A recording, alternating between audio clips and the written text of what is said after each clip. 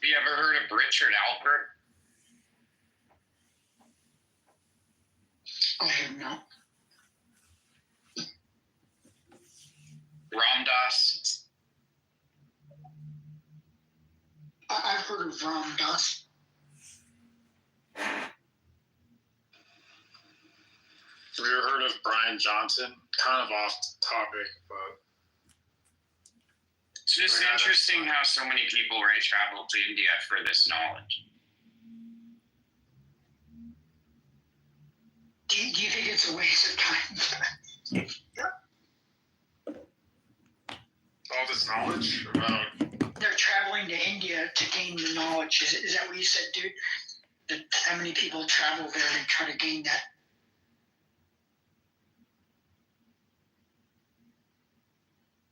Yeah, I mean, there's whole counterculture in the late 60s. There's a hippie trail. And there's a lot of people that travel to India. There definitely is,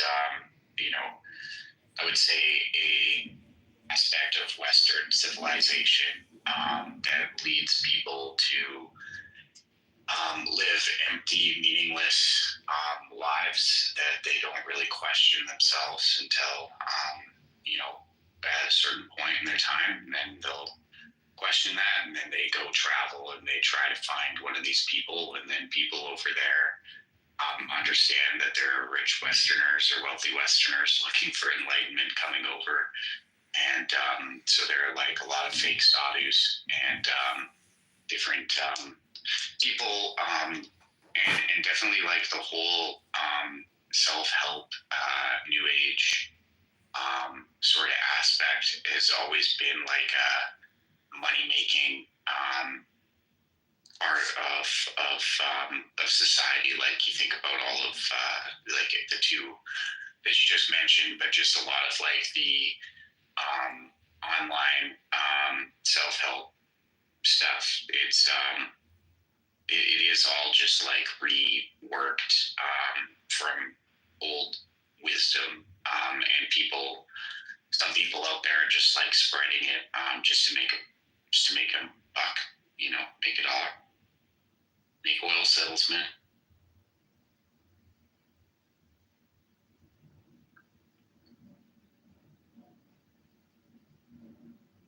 So I said both sides are occurring, is that there are people in different structures of I guess ways of living that are just unnatural and are leading towards unhappiness that lead people towards the East, and then there are people in the East that are aware of that and kind of capitalize on that. But there is also I think a great deal of going to experience the culture in the landscape is a real experience that is worth traveling for compared to most experiences that people travel for. Have you been to India? Not yet, just Nepal. Oh, that's even better. And I wasn't really I didn't plan on it. I just started seeing some girl, and after a few weeks of, just after a short little bit, she asked me to go, and I hopped on the opportunity. Wow. That's on my bucket list. Do you meditate on a regular basis, Kyle? Yeah, I kind of had to. Or else you were going to go completely insane? Well, attention wasn't necessarily my forte. And this is the thing about meditation is a lot of it is based off of awareness and attention. And they use the word mindfulness, in the West. We're constantly, as we're living, being bombarded by streams of information, and what are we paying attention to? There is an internal lived experience as we're walking throughout life. And I guess a person could even meditate while they're working, right? They can meditate at any point in at any time, and it's just strength. Like it's at first it's just all it is strengthening the attention network. So, like, what are you attending to in the mind, sort of thing? Like, is it a thought about like a past experience or regret, a future anticipated experience, like a schedule, a stress, something stress? Like, what are people thinking about? What are they attending to in the mind? And to clear that up as much as possible, to attend to real life as it's happening in the now as much as possible without minimal mental distortion or chatter.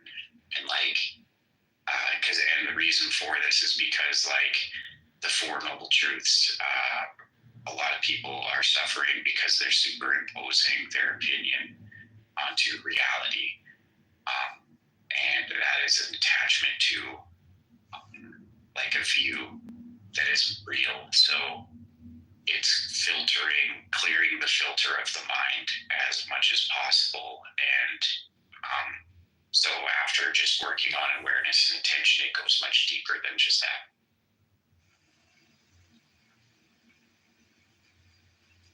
Yeah, I've found that it helps me become calm, at least for a couple hours after I've meditated. And then when I become calm, I'm able to kind of accept or enjoy the things that I have to do more. I become more curious. I become more, just not fighting, not looking forward to what I have to get done. I just look forward to things more because it just comes. There's like a flow that comes post meditation for maybe a couple hours, and then it starts to die out. Even when you're in that flow, like as you are aware, like, and you might have to like sharpen the awareness as much as possible, because some people are like, they just have a thought come into their minds and then they're just not aware of it and they go with it and they don't think about it. It's kind of like the breath. There are ways in which people's minds are operating in ways that they're not in control of. You can inhibit those thoughts. So I got company over it, but what else about it can I say quickly? The reason why it's important is because of what you said. It allows that ability to access that, and the more people practice, the more that like period of time they mentioned as 2 hours would extend throughout the course of the day, because they're like constantly in control. Like they're inhibiting the intrusive, discursive thoughts that don't serve them, and they're like only paying attention to ones that are naturally, spontaneously occurring as they're living their life in the pure moment. And we'll talk more about this, Dolan, but there's like a really good YouTube video of Carl Friston talking about flow. And he's starting to get into like meditation and flow and his research and everything, and it's pretty cool. But I'll just land it there. And sorry I talked for so long, but I've got to like either just listen for a while or get going because I've got company. But I used to be an angry. No, I'm just joking. It makes it more. Meditation also makes the time that we're together with our friends more meaningful because we're actually paying attention, and that is something that the phones have really tampered with when it comes to like people paying attention to the people that they love. Instead, they're paying attention to their phones and sending a message or something on social media, and that's not really necessarily natural. but it's the way technology is changing our attention. And that's something to be aware of as well as we're speaking about meditation, is how technology is impacting a person's sense of agency. And I'll shut up now and then go to the audience, but I love you. Thanks, Kyle. I love you too. How has Clubhouse affected your attention? It strengthened it because I have to do what I'm doing right now and make sure that I inhibit being on Clubhouse and pay attention to the people around me.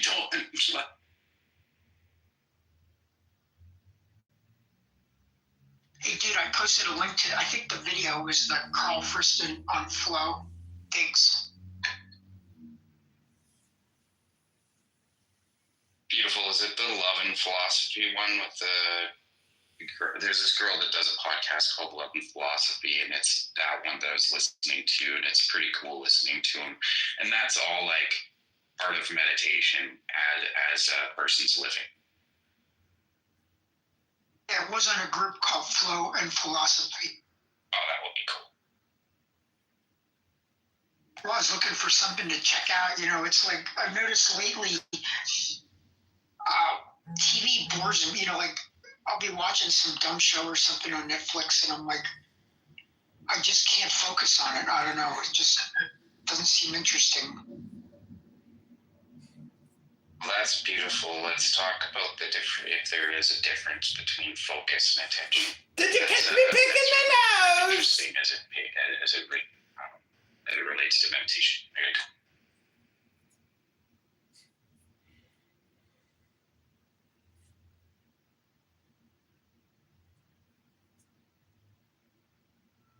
I think that Steve Huberman was talking about building.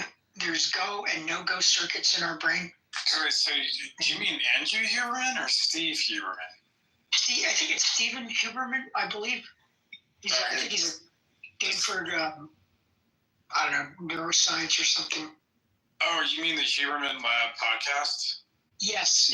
He does some interesting ones. Yeah. And he's done a lot of training. Like I think he's done a lot of training for special operations stuff. He's trained soldiers on using breath work to reduce mental stress, which is interesting because you can actually change. You know, well, you guys all know that you can change your stress level just through breathing. You know, which is so crazy.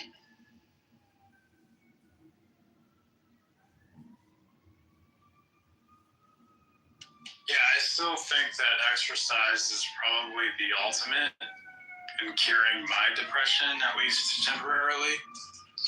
Like if I do a really hard exercise, like it'll be so easy for me to fall asleep that night.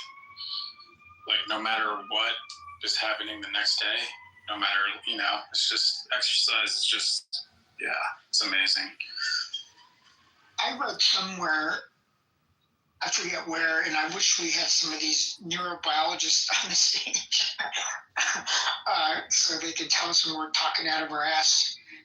I had read that, and that's a problem with my ADHD brain. I forget shit so quickly. Like, I'll literally change my own, my brain will shift from one topic to the other. And now I forgot what I was going to say.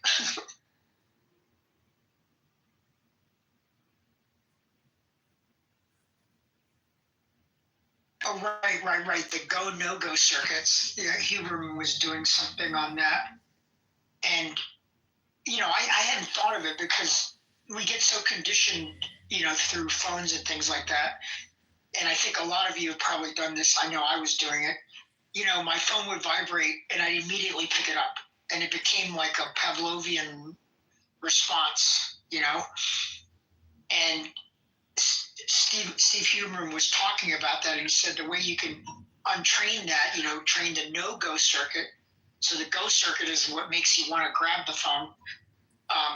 But you can train the no-go circuit by when you want to grab the phone, resisting the urge, and you can rewire your brain to no longer, pick up the phone every time it vibrates.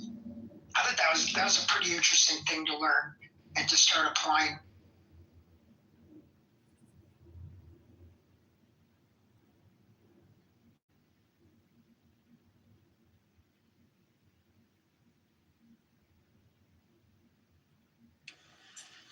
Did you find that the military helped you with a lot of these things, with like discipline and just like mental toughness? Yeah, it does because, I said I never meditated, but in a way, when you need to get through really, really, really difficult things, the only way you can do it is through meditation because, if you start focusing on the pain and how horrible it is, you'll quit. So when you're under that kind of extreme, pain, um, being able to just be in the moment and keep pushing will be the only thing that keeps you going. Like just not thinking about it, just kind of accepting where you're at and just making it another second. So even meditation overrides anything you learned about discipline with the military? No, I guess what I'm saying is that I think I didn't know that I was using meditation when I was going to the military. I didn't, because right now I thought about it and I said, yeah, I've been through a lot of very difficult situations. And how did I get through them? Well, the way I got through them was by just not, focusing on just the moment and just saying, I just need to take one more step, just one more step, just one more step. And eventually it's over. Whatever it is they're making you do, eventually it's going to stop. And all you have to do is just, survive that extra second, And as soon as you start thinking about quitting or how hard it is, that's when people quit. So you're, in a way, you're just blocking all that out of your mind. And that's what the military helped me do. And I think because of that, I think that's why I appreciate meditation, because I can understand how when you're in those situations, you have to meditate. That's the only way you're going to get through stuff like that. I think there was a story of a Nepalese monk. Was it when I forget, but I think it was the Japanese or the Chinese had invaded, and they locked this monk up for like, I think he was locked up for, I have to find the video because he talks about it. And he was locked up like 10, 20 years or something like that under extreme torture, And he said the only way he survived that was through meditation. That he just meditated, one more second, one more second, one more second. And that he knew that he would either die or eventually it would end. And he eventually got out and he was freed. And he said something to the effect, you may be able to take my body, but you can't take or you may be able to, something about, it had to do with reincarnation, you may be able to kill me in this life, but not the next, something like that, which was crazy.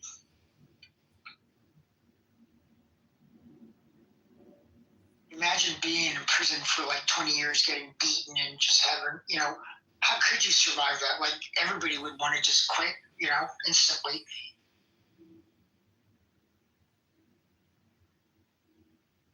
So were you saying earlier that holding your breath, like could that improves your attention? Or what does that improve by holding your breath? Oh, holding, I think it improves mental function because, by doing breath holding and breath work, you're increasing the blood to your brain and you're also learning how to breathe. Like most of us don't breathe. Like if you look at yourself throughout the day, you'll notice that you're not really taking full breaths. You're just kind of breathing from the top of your lungs, and becoming aware of your breath and taking air throughout the day will raise your blood oxygen level, which is better for brain function. So yeah, that's something that has improved. And also it improves all other stuff like running, it improves cardiovascular stuff. So the breath work helps with the cardiovascular stuff.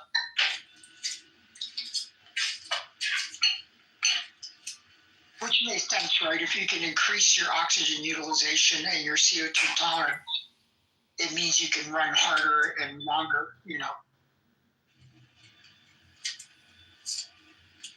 You say you meditate, Dylan?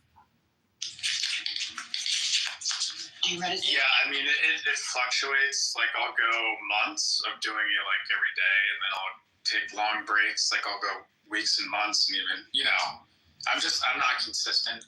That's my problem. But I do find it's just hard to sit there, and do it.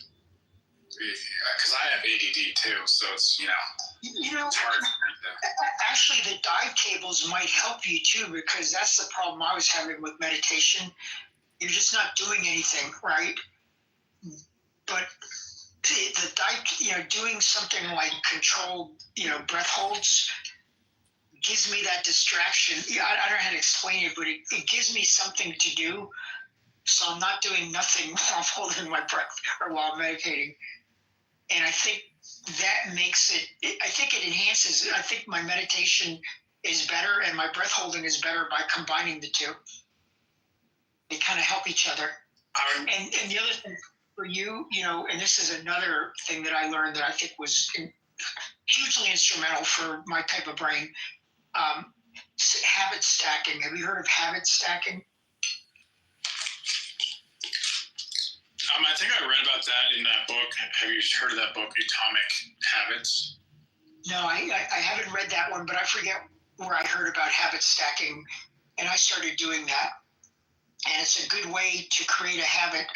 Like, the meditation, what I do is I told myself, I said, first thing in the morning, before I pick up my phone, I'm going to do this. And it only takes like a minute and a half. So it's not like a big commitment, like if you can't wait a minute and a half to check your fucking phone, like what the hell is wrong? So do you have major checklists? No, I don't, but I generate patterns in the day, like I have to have patterns in my day, and that way I don't need a checklist, so like, and I know this is going to sound Rain Man-ish, but that's how our brain, that's how we're able to operate, is by, having set things that we don't have to think about, right? So I get up in the morning and without thinking, I'll do the gratitude practice. And I just do it. I hit probably about 90% of the days I'll do it. There's some days where I'll miss, I don't kill myself over it. And then I love to have an espresso first thing in the morning. And now we're talking about a habit, right? Some people might say it's a bad habit. I don't know, but I like an espresso first thing in the morning. I do find that caffeine kind of increases my anxiety, and I find that I actually find that when I don't have coffee, I'm actually happier, but I have more energy when I drink coffee. So, and I think I have maybe a little more awareness, but I'm not as happy as I would be if I did not have coffee. Oh, wow. Well, I've blown that one because, that's become a habit. And like, now I look forward to it, and I like the taste. For me, it's really not the effect. I really like espresso with heavy cream and sugar, and it just tastes good, so it's more, I think for me, it's more of a food thing, not so much the caffeine end of it. But since I did that every day and I wanted to start exercising, I said, okay, after I drink my espresso, I'll go do a super quick workout, and I'm talking like super quick, like 5 pull-ups, 10 push-ups, 15 sit-ups, and, like 30 squats, air squats. And that way I'll get one tiny little workout in the day, so if nothing else happens, at least I've done that. And then I build upon that, and I have a set schedule. So like after that, I'll walk my dog usually, and I count that as my exercise. And then when I get back, I do some work, as I call it. The work is the stuff that pays the bills. I'm a patent attorney, in case everybody's looking for a patent. Do you find that your dog makes you happier? Oh yeah. Oh my God. Yeah. I've lived with dogs my entire life. I could not live without a dog. I don't know what I would do if I hadn't had dogs my entire life. My dog's like on her bed right now. She's like, they get you high, right? They've done studies, and Wisam would probably know about them. Does your dog alleviate anxiety for you too? Oh yeah. like, I could not only anxiety but everything. Like I could be feeling completely horrible, right? And then all of a sudden, my dog will come up and it wants attention and give me attention back, and all of a sudden I'll feel great. Dogs are incredible. I've got a Belgian Malinois. She's crazy. This dog is insane, just like the owner. I took her on an 8-mile walk the other day, and she gets back and not even tired. She wants to do like another hour.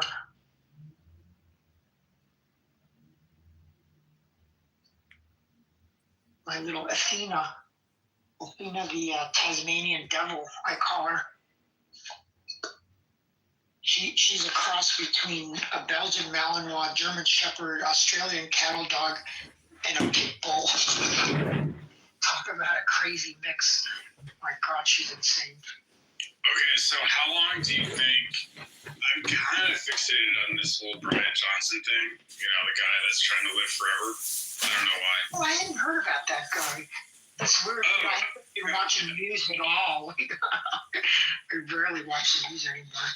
Oh, he's got like a YouTube channel, and I guess Netflix just came out with a documentary on him. His whole philosophy is "Don't die," which is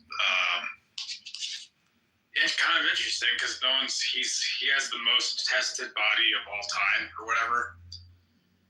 And I don't know. What do you think? You think if you do all the right things, then you could live? How long do you think you could live? That's a good question. I know supposedly like lifespan has been increasing, but my understanding, I think it's mostly due to medical, not so much. I think it's because of medical. Also have to do I don't know why this Brian Johnson guy is trying to live forever, when really your life expectancy has to do with more your genes than anything else. Correct? Oh, interesting. No, I don't know. I mean, this is why we need the experts up here, because I'm an electrical engineer, so like all this crap that I'm talking about is anecdotal as far as you're concerned, because it's not my field of expertise. But I myself, I think I don't know if I want to live a really long time, but I do want to. I want to be as healthy as possible for the people that depend on me, and that's really my motivation. It's like, frankly, and I've said this before, and it shouldn't sound too bad, but like, if I didn't have people dependent on me, I don't need to be around. Like literally, I have no mission on this earth if I didn't have people that depended on me. So I need people that depend on me.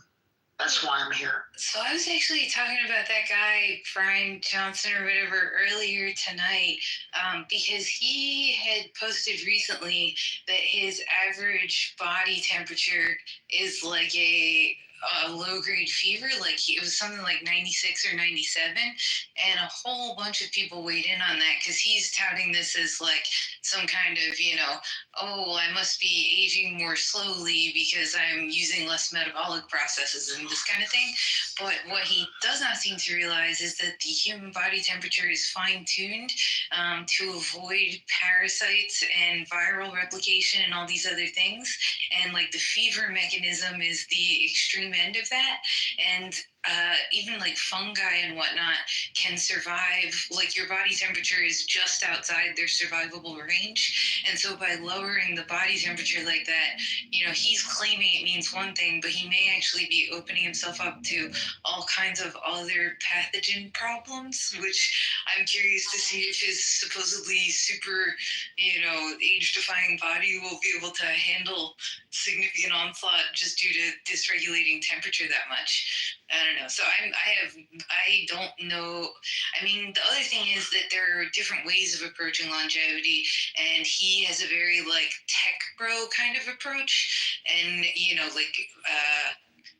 nootropics and all kinds of interventions and stem cells and all the things basically.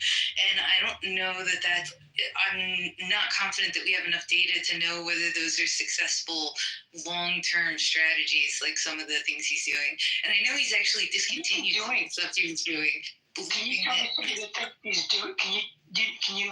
I have not heard of this guy, so I'm gonna. What's his name? Brian Green? Did you say? Brian Johnson. He has a Brian YouTube Johnson. channel. Yeah, just Okay. called Brian Johnson. And I don't know. Do you have Netflix? I haven't seen the I have documentary. Netflix.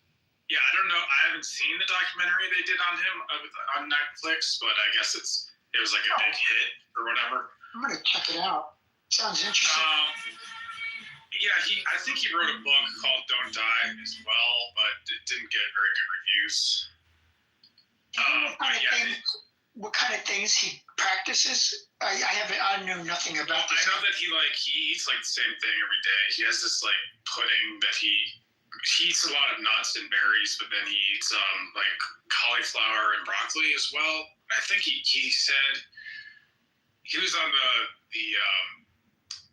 Club Random podcast with Bill Maher the other day, so I watched some of that. But yeah, he eats like 2 to 3 meals a day, but he eats like small portions. He'll exercise every day for like 30 minutes, I think, and but then also he makes sure like the air in his home is really clean or whatever, and air purifier. And like I guess he just recently he took his son's blood and like injected it into himself, like his son's stem cells or whatever. I don't know if it was stem cells or blood. Like he took the blood of a younger person and like injected it into. Yeah, so like he did the whole stem cell thing. And is he a tech billionaire? I just did a quick search. Was he a tech billionaire? Yeah, he was he sold his company to PayPal or whatever. So he's a billionaire. But so he spends $2 million a year on trying to reverse his aging, or what do they call it? Escape velocity. This is my opinion, but if I had that kind of money, I wouldn't waste it on myself. Trying to extend I would use it for something good, like actually helping people, like my family and friends and stuff, Just think if he got his wish and he lived to be 10,000 years old. Well, one of the interesting things, he does meditate, I think, twice a day, in the morning and at night. And he said that his favorite time of the day is like exercise and meditation. So, I don't know. It's just, I figured you might be interested in it. But yeah, for me also is stress, right? Like if you can alleviate your stress as much as possible, I feel like you have a much better chance of living a lot longer. I think stress is like in all animals is a major factor. I know for fish, for example, I raise, for my profile, I'm an inventor and I built a greenhouse that grows fish, plants, and mushrooms. And the fish, you put them under stress and they'll die, pretty quickly, whether it's chemical stress or other types of stress. So the other interesting thing is that he measures his erections of his penis every night. So that's actually really interesting because apparently like the more erections you have, basically, like when you're asleep, like the healthier you are. Well, shit, I'm your ability to like maintain an erection and just like if you're walking around all day with an erection, it's a good sign. Wow. Okay. Well, it's interesting. I at one point I was kind of tired or whatever, and I kept hearing about low T. Low testosterone. Yeah, I'm 66 this February, so I had my doctor test me, and of course, it's Kaiser, and you have to like convince him to, she's like, why do you want to test it? I go, I don't know. I want to know where it's at. She's like, well, do you think you have a problem? I go, I don't know. That's why I want to test it. Oh, you want to test your penis? Testosterone, my testosterone levels. Yeah. And what I'm saying, I had to talk the doctor into doing it, and I'm paying for fucking health insurance anyways. Yeah. So I had it tested, and it came back for like, I have a testosterone of an 18 to 21-year-old. And I thought I was like, wow, that's great. I have all this testosterone. But then I heard that it also increases the probability of prostate cancer. So, I didn't know that. And one other thing I didn't realize until recently, cholesterol can also increase your testosterone, even though cholesterol is generally considered to be not that good for you. And you get a lot of your cholesterol from eating meat, right? Or whatever. But yeah, I'm pretty sure Johnson does not eat meat, and but he doesn't claim that meat is necessarily bad for you. That's just his regimen. So yeah, I guess meat. The founder of Whole Foods says that meat is bad, so I'm gonna go with what the founder of Whole Foods says. Because they can increase your chances of heart disease, cancer. I'm wondering though, whether it's the way we raise the meat. Like, for example, I'm from Ecuador, and there's people that will, they're living they live into the hundreds. It's considered a blue zone, and these are peasants, that are living on a farm, not even a farm, a house with a backyard. They'll have a couple of cows, some chickens. And when you say blue zone, do you mean happiness levels are high? No, there's a book called Blue Zones where some guy studied places that had people that were, what do you call people that are 100-year-old octarians? I forget the term. They had the highest population of people that live past 100. Okay. And he identified all these different, that he called them blue zones. And, there's still, there's places that are eating meat and chicken, etc. However, it's not being raised the way we raise it. Like the meat that we're getting, pesticides, GMOs, all that. Yeah, it's not healthy, Steroids. Now, the meat they're eating, like a chicken they raise and a cow that they raise, perfectly fine. And again, they don't overdo it. They're not eating just burgers. They'll have some meat with some salad, etc. And they're fine. But of course, here in the Western world, in the United States, we have the whole middle aisle of the supermarket that you're supposed to avoid, right?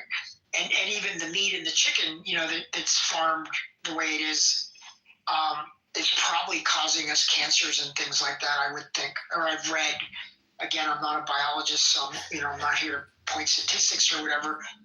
But my understanding is that some of the stuff they put into the food, the way it's grown in factory farms, is not good for us, and that seems pretty obvious. I also heard that I do find that when I do fasting, like say if I skip a couple meals or maybe 3 meals, if I go 1 or 2 days or like a day without eating, I do find that kind of my awareness increases a little bit. Do you find that? Do you ever do intermittent fasting? Yeah, I've done. I think intermittent fasting. I'm pretty much like, I'm almost even worse than that. I'm like on a 1 meal a day. It's just kind of evolved to that. I was doing intermittent fasting, and then eventually it just became like a 1 meal a day sort of situation. And I know a lot of people find that really weird, but my body's just gotten used to it, and it's very convenient because I only have to eat one time, and that's it. And it's mostly because. Do you eat meat? Well, we do, but not a lot. Like my wife, she cooks for us, and she varies it really well, like pasta and fish, chicken. But yeah, I guess I do eat meat, but not. I guess what I'm trying to say is we don't have it all the time. But you it's pretty varied between poultry, fish, But and you can't meditate, though. You can. and cow. Mm-hmm. How about yourself? Are you vegan? Yeah, at this point, I'm pretty much a vegan at this point. Yeah, I've been a vegan for like at least 2 years. You don't want to hear the argument. And the end of it there. I was like, are you freaking kidding me? Yeah, that was like. And then I was accused of stonewalling, by the way. I was the one. Yeah, so he wouldn't give the argument. Like, today, because this is one thing that's kind of been really going on. I'll stay up for a few hours and then I gotta go lay down Sorry, and go to excuse me. sleep. I apologize. Yeah, go ahead, man. No, I already sneezed it out. Because they're emotionally like 10. And I wonder if that's, just, that just seems to Also, Uber's that. stiller of this generation. Like, did you find it, Jeff? No, What? Oh no. Are you serious? I hear it. I definitely hear it. Okay, good. Oh my goodness. Can you do the find my? Can you do the find my thing? Usually you can do that in your map because your car is you have the keys. I haven't done it in a while, so forgive me for not knowing. Yeah, I don't think it'll tell me. What does that make up? I don't think it'll tell me what floor it's on. Okay. You can if you can. I found it.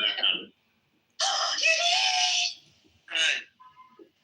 Somehow I thought I was on the fourth floor, but I'm on the first floor. I don't even know how that's possible. Oh my gosh. That was the only floor I didn't look at. Yay, I feel better now. Me too. I don't know how I got it in my head I was on the fourth floor.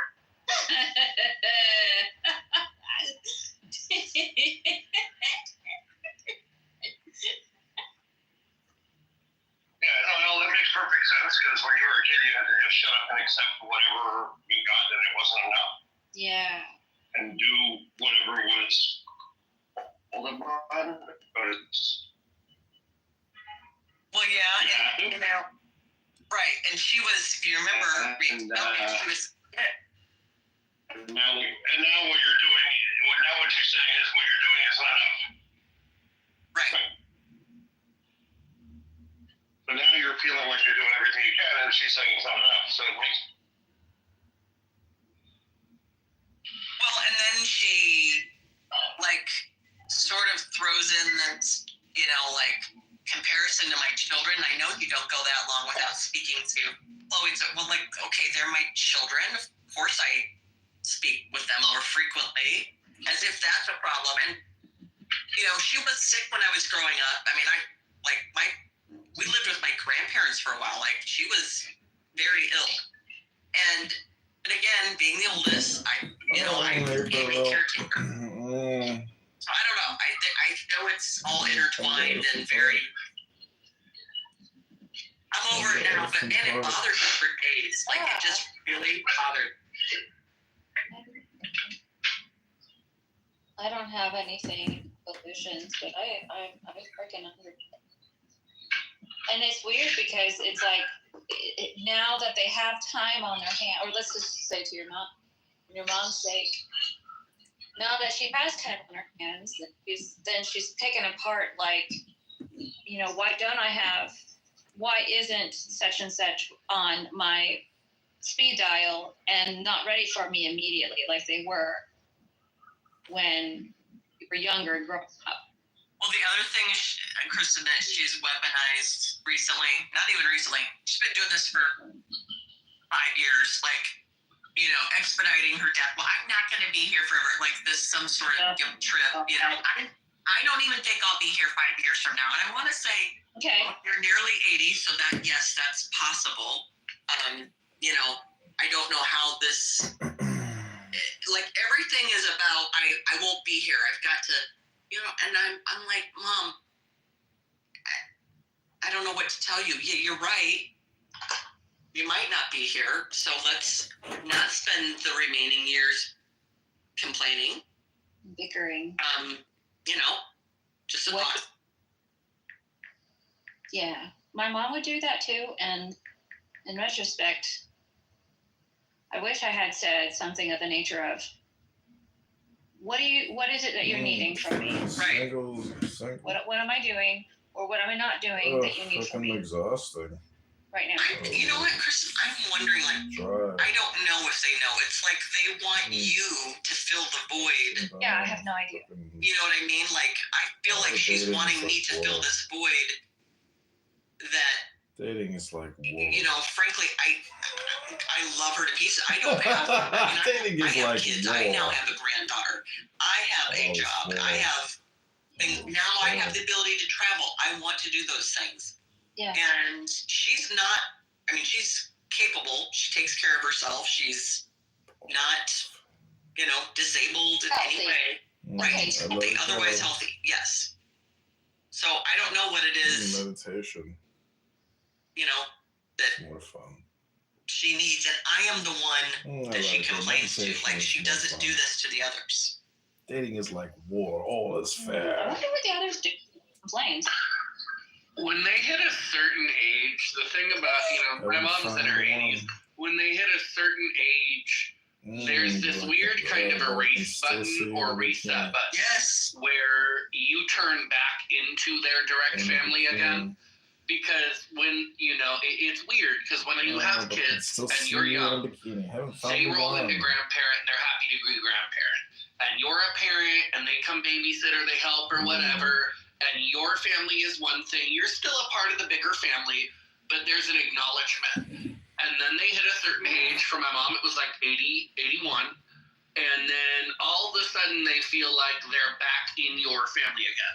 They're like right back on top. Yes. And so Isn't this guy like a fake judge? I thought he served in the IDF. He doesn't even speak I Hebrew. talk to my mother every other day because of the reality of our family and the family trust What the and fuck, everything else. Danny? Danny's But she outing will me? still be like, oh, I talked to Ariel and she talked to you today. So if I talk to one of my kids and then she talks to them before talking to me, she will bitch about it. Shut the fuck up. All right, we're moving over to Adrian Dittman live on X. Here we go. Looking at statistics, then anyone whose job doesn't involve statistics. Yeah. I too am a data scientist. I spent so much of my fucking free time just looking at data and statistics. I'm like, yep.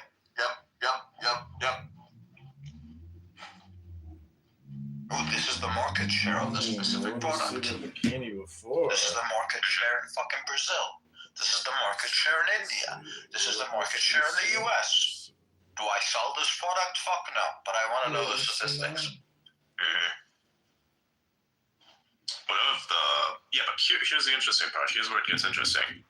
Right. I think from a social dynamics perspective, What it are you actually doing here, makes Princessia? sense Don't you have to go to the understand gym? whether or not the Chinese, from a sexual desire perspective, are into themselves or into another nation. It's ironic that when you look at Pornhub usage in fucking China, that somehow the Chinese want to fuck Japanese more than themselves, even though you have places like fucking Italy and like Brazil and all this, like where the men are just basic fucking narcissists. These people really are into their own category. It's incredible. And why is Poland into anal? Explain this one to me.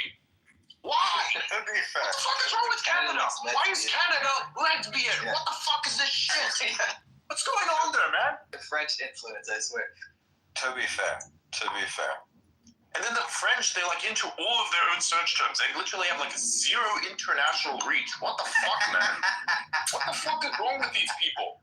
Can somebody explain to me what's wrong with French people? Why are you so into yourselves? Like even on the porn level, it's hilarious, man. To be fair specifically with China, it's not like the Chinese people have many good porn options for Chinese people. Oh my god. No, I'm serious. Like, pretty much the only country in all of Asia that has like a massive porn industry is Japan. This is true. I want to know, what does China have state-sanctioned porn? No, I'm pretty sure China. I'm pretty sure porn. Are you missing Diego, Princessia? Did he leave I know you? this because Did he leave you in your J-word hate? He's probably dating in J-word now. our industry of women. You love him so much. You should love yourself, Fatty. Fucking You're bananas. such a loser. And Just the Chinese suckers. government There's such cracked thing down as Diego Love. because of Just the love fact that yourself porn and is go from illegal. there, So fatty. this was something that they were resorting to, where it was like sexually suggestive. That's the reason I know that porn is banned in China.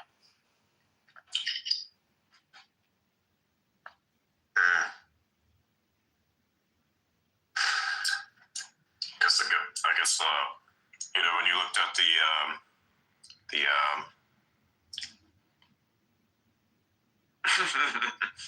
it reminds me of something. There was this weird political counter advert that was put out by the lefties during election time in the US about somehow you not having like your own porn preferences. And I didn't even understand the message of it anymore. It was super lip-taught bullshit. Either way, it's funny because that's like what China effectively did with this, right? Like they cracked down on their own porn category. Why don't they just have state-sanctioned porn? Do you think North Korea has state-sanctioned porn? If any country has state-sanctioned porn, I want to know what it is. I don't think so. The only country I could see potentially doing But I learned Chinese. Wait, what? the only country I can see doing that is the Netherlands.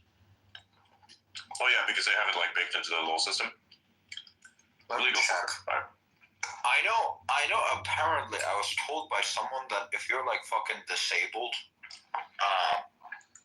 and you're getting government benefits, apparently the Netherlands pays for hookers for you, the government, because they see like having sex as like a human right or something.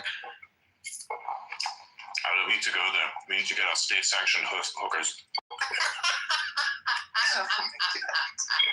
Imagine getting fucked by the government, but literally. Wow. Does that mean that if I pay taxes there, my tax dollars are fucking someone else? Because that's literally what it is. It's incredible. Yes. That totally redefines the definition of fuck you money. Not on a boat. Remarkable. Not on a boat. Yeah, it says no country officially sanctions pornography.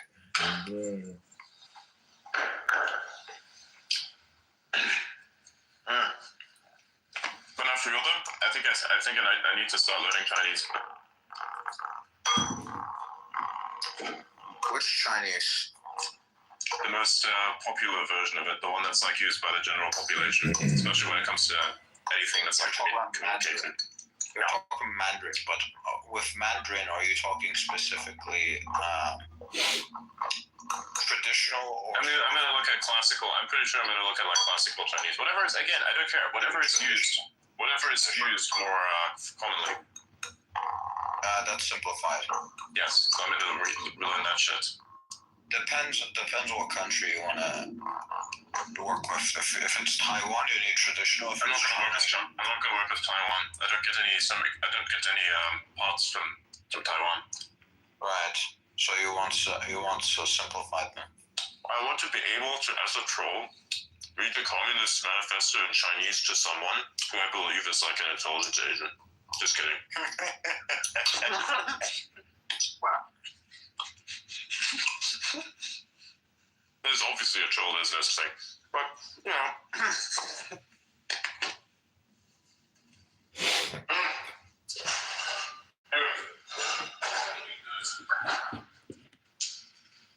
I'm gonna eat this steak, and then I'm gonna start exercising massively. Today, I'm gonna do 120 push-ups and diamonds and sit-ups. And I'm gonna do a few pull-ups also. I am going to be so sore and fucked that I will have to rest for like a few days, but I'll still do my normal 15 allocated. So fuck this shit. Let's go. Yeah. So it says organizations in the Netherlands, like I don't know how the fuck to pronounce that, provide sex care for people with severe disabilities, focusing on intimate physical touch and sexual satisfaction. Jesus Christ. Flexzorg. What? I don't know. Send it to me. Send it to me. Send it to me. Send it to me. I don't know what the hell he's saying there. Send it to me.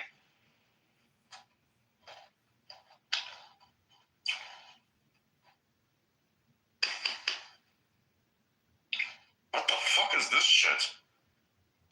How the fuck should I know? Flixorg? Flixorg? Flixorg? I don't know. Maybe. Flixorg. I think. Fuck, I don't know. The most racist way to pronounce that thing. I don't know. There's like zero way that that's happening.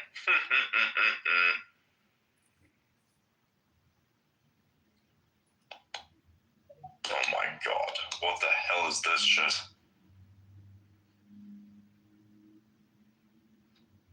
It's like 4 hours. Like, what the hell? I'm looking at some like random shit that's coming across my timeline.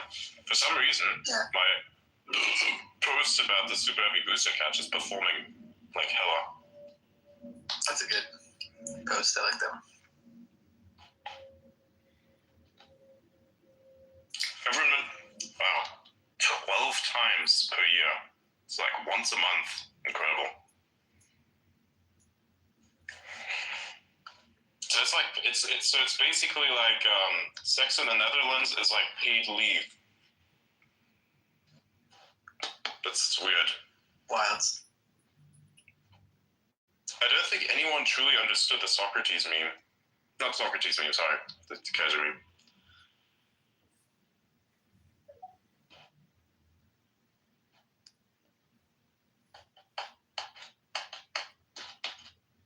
Can somebody... Oh, I remember now.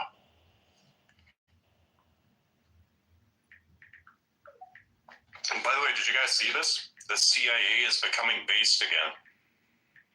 Really? Holy shit! Fucking yes! Hey, what? So lightning just struck right next to me. Okay, that storm is gonna be on top of me in like 2 minutes. Damn, dude. Another close strike. Dude, I literally saw the flash, and it's like, and the sound of the crack, Yeah. So yeah, that thing is, what is it? It's like 400 meters away.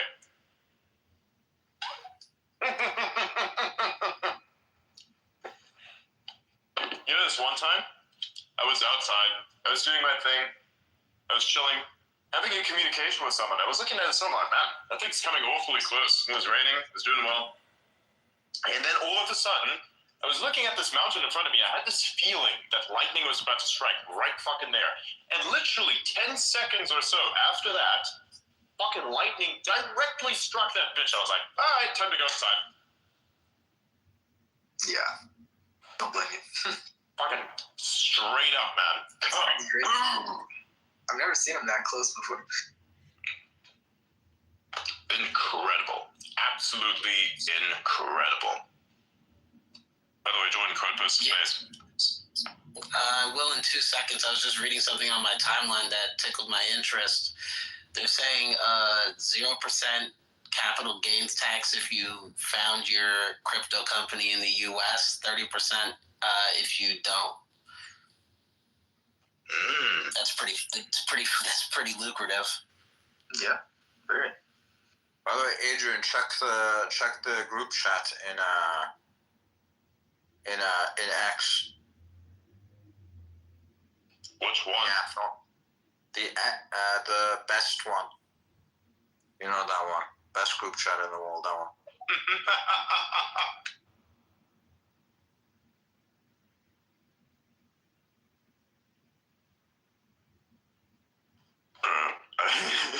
He will. That is funny. Don't die. He will if he doesn't watch the anime. Yes, this is a threat. And then the fucking cat.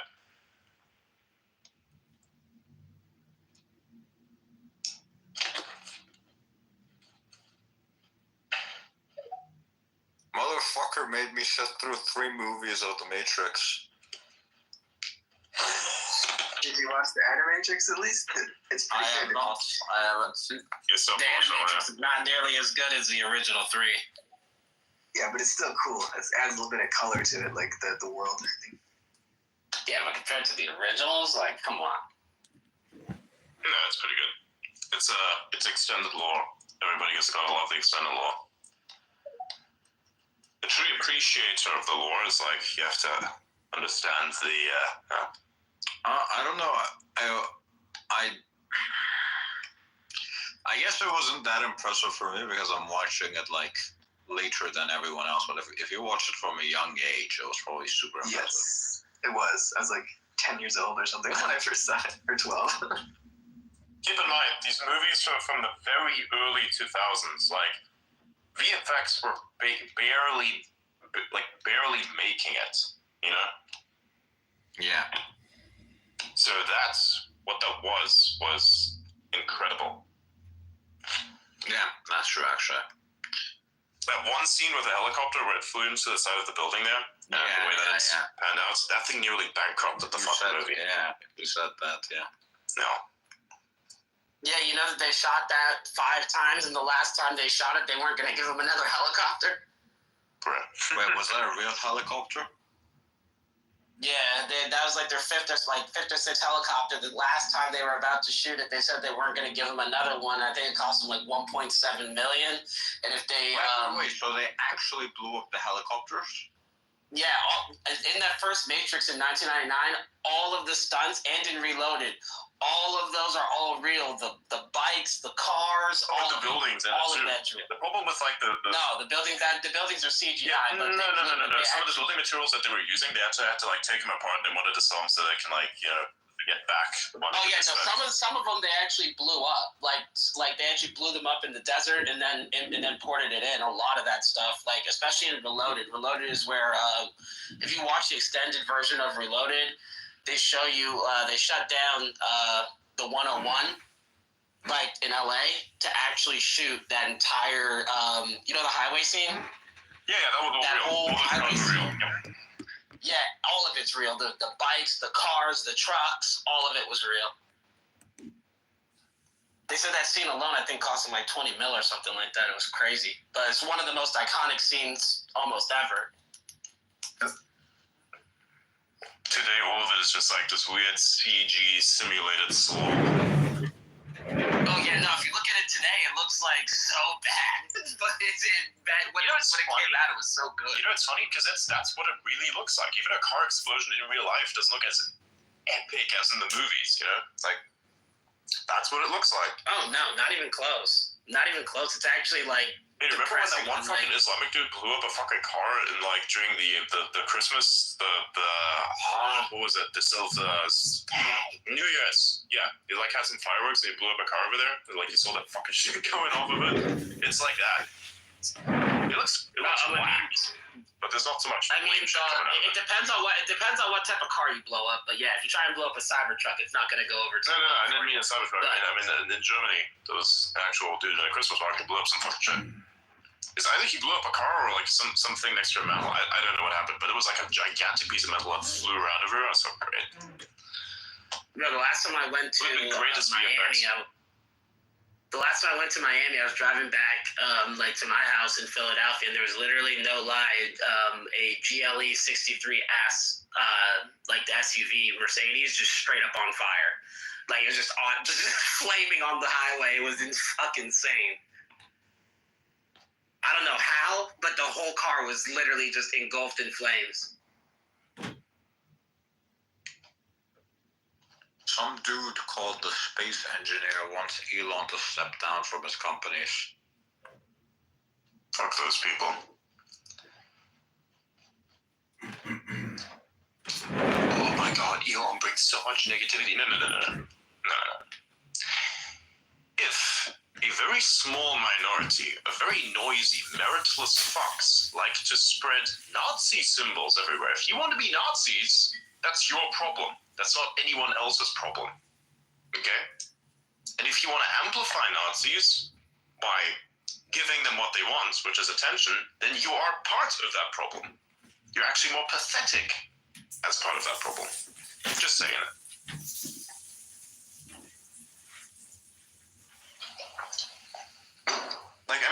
seriously, if I was someone now who was on the left and had to like roll a PR thing, the last fucking thing I would do is use the previous, which didn't work by the way, bullying tactics to get more domination.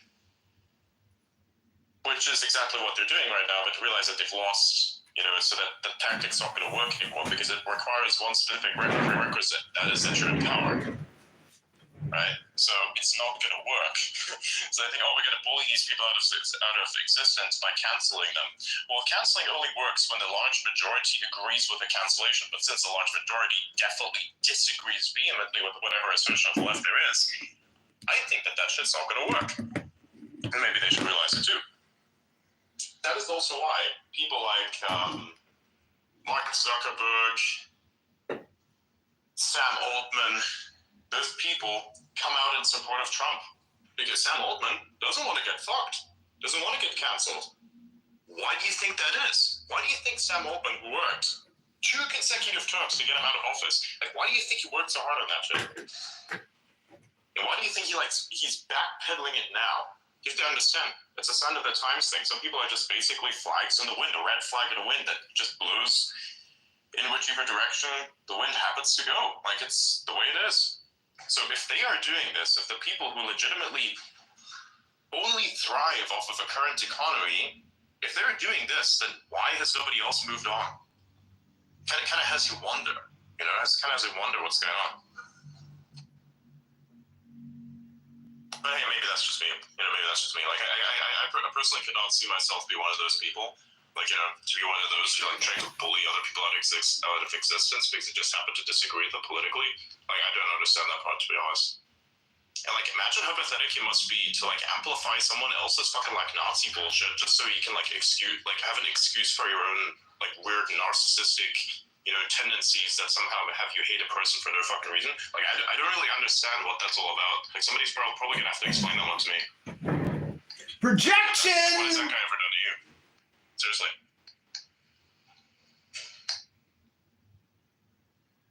Exactly.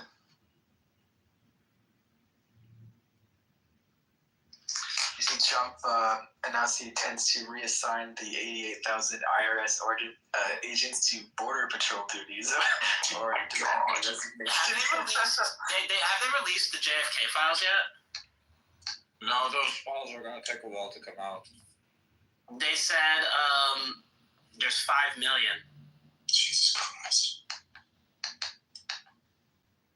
5 million. There's 5 million files, 14,000 documents, and more of it gets unlocked January. They said the archives are unlocked. You have to also understand that they need time to block out like 90% of it.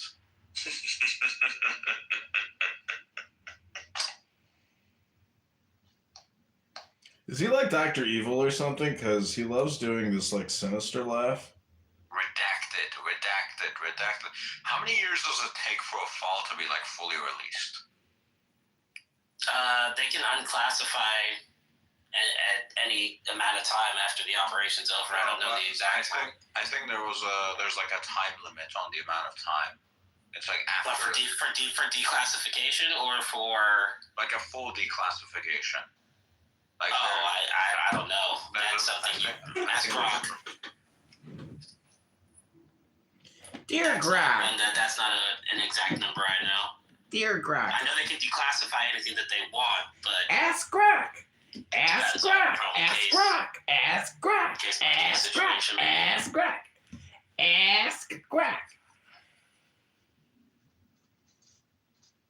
It's insane to see that though. People have been making memes about how like all of it's going to be redacted.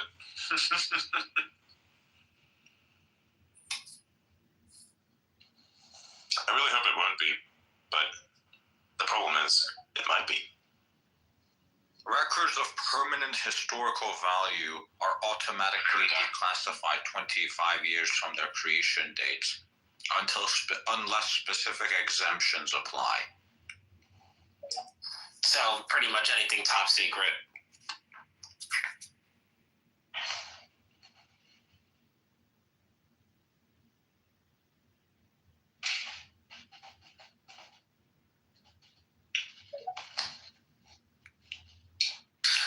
to look is what's the time limit for declassification for top secret documentation.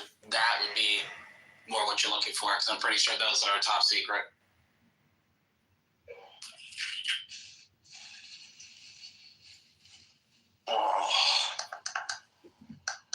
He said he's gonna eat a steak and then do like a hardcore workout. It's gonna fucking hurt. He's gonna feel pain. Tomorrow he's gonna be all sore. Who eats a giant steak and then has a fucking workout right afterwards? I mean, you're supposed to do That's the shit. after the workout. Yeah, it looks like in practice, much of what is classified as top secret might remain classified well beyond the 25-year mark.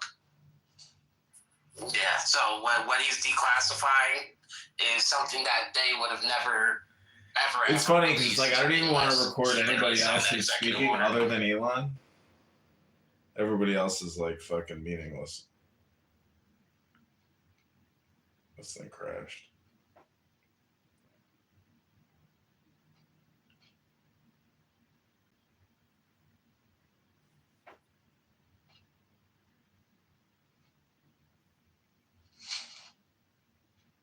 What the fuck is this?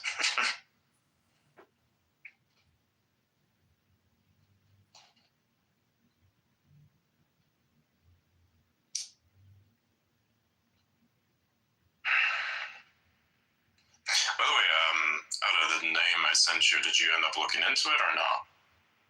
Don't repeat it, by the way. I looked it up on X, but I didn't find anything on X. You have to actually look it up, man. Come on. It's do you want me to like? No, just look it up, bro. Just look. Like on a search engine? Google search, motherfucker. Okay. Yeah, that's now normally what you do when you get some random shit in your DMs, bro. Look up Adrian Dittman. Investigate this guy. He's filming everything we're doing, and we can't stop him. But I can't stop talking. My name is Adrian. Fuck.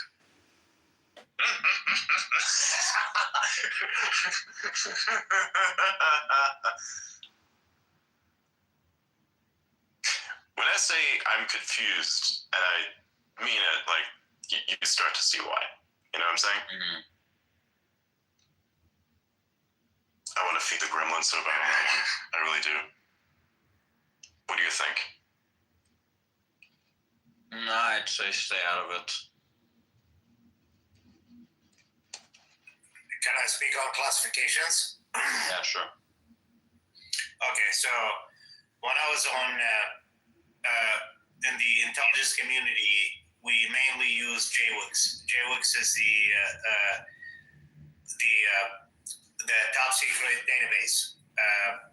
We communicated everything between, hey, let's go have fun, and after work at the club to actual serious business. And the default classification for these emails is 25 years because you cannot send an email on JWICS without classifying it. The minimum classification for any email, and you send in it with, let's say, minimum secret, is 25 years declassification. And whether that means, hey, let's go after work and have a beer, to, hey, we have a serious business we need to actually conduct. That's how bad the government is. And it needs serious reform. So pretty much any document that they do, no matter how insignificant, is like 25 years. Yeah, minimum default is 25 years declassification.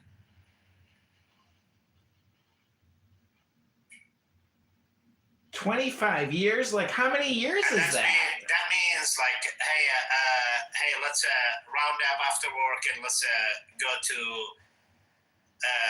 AJ Bar. I really don't want to listen to this fucking guy all night long. He goes on and on and on and on. Serious question though. When I worked in intelligence, like keep track of all of these documents. I worked in intelligence, but I never maintained or retained the intelligence. Apparently.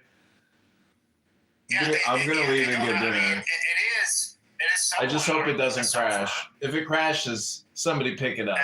Somebody pick up the wire and record these If they want to clouds. investigate you, yeah, they can dig it out and pull out the I information. know, I'm just wondering, what should I get for dinner? The intelligence that is gathered on specific individuals Kiss is labeled me? correctly, is it not? Leaving? Kiss me? Yeah, absolutely. That's what they did to me. I mean, that's what happened to me. And they went after me because I was a MAGA guy. But Should have been MAGA. Should have been Biden. As far as document, man, it is absolutely ridiculous. They can hide any document under whatever classification because the problem is with classifications. It's not just you can classify a document as a top secret. You have a sub-classification. You have a CI, releasable to FBI, releasable to Five Eyes, releasable to a couple other agencies, and also real to different other entities and stuff like that. So it is the classification. It is ridiculous, and it needs to be readdressed. And the FAO that needs to sit with Donald Trump and the new SecDef need to actually address that. The FAO is like a foreign disclosure officers, basically. That's what FAO is, and they need to revamp that entire process to have actually a little bit more transparency.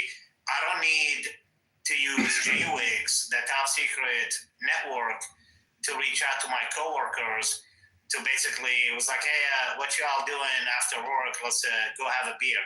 No, that we have a NIPR for that, which is the non-classified network to actually communicate with that, but that nobody uses it because the agencies encourage people to not communicate on the non-classified network and only communicate on the top secret, not even secret, because we have 3 different networks. We have NIPR, SIPR, and JWIGS. And they encourage people to basically use Jabber.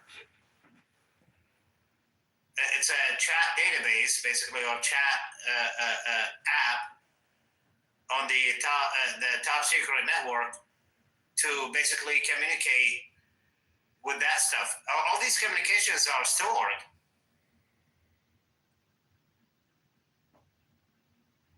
But it's not releasable because he speaks with such a weird pause.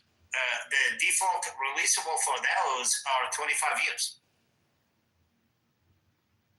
I think I found him. He's got a YouTube account. And that's how bad the federal government is. It's like, it's ridiculous.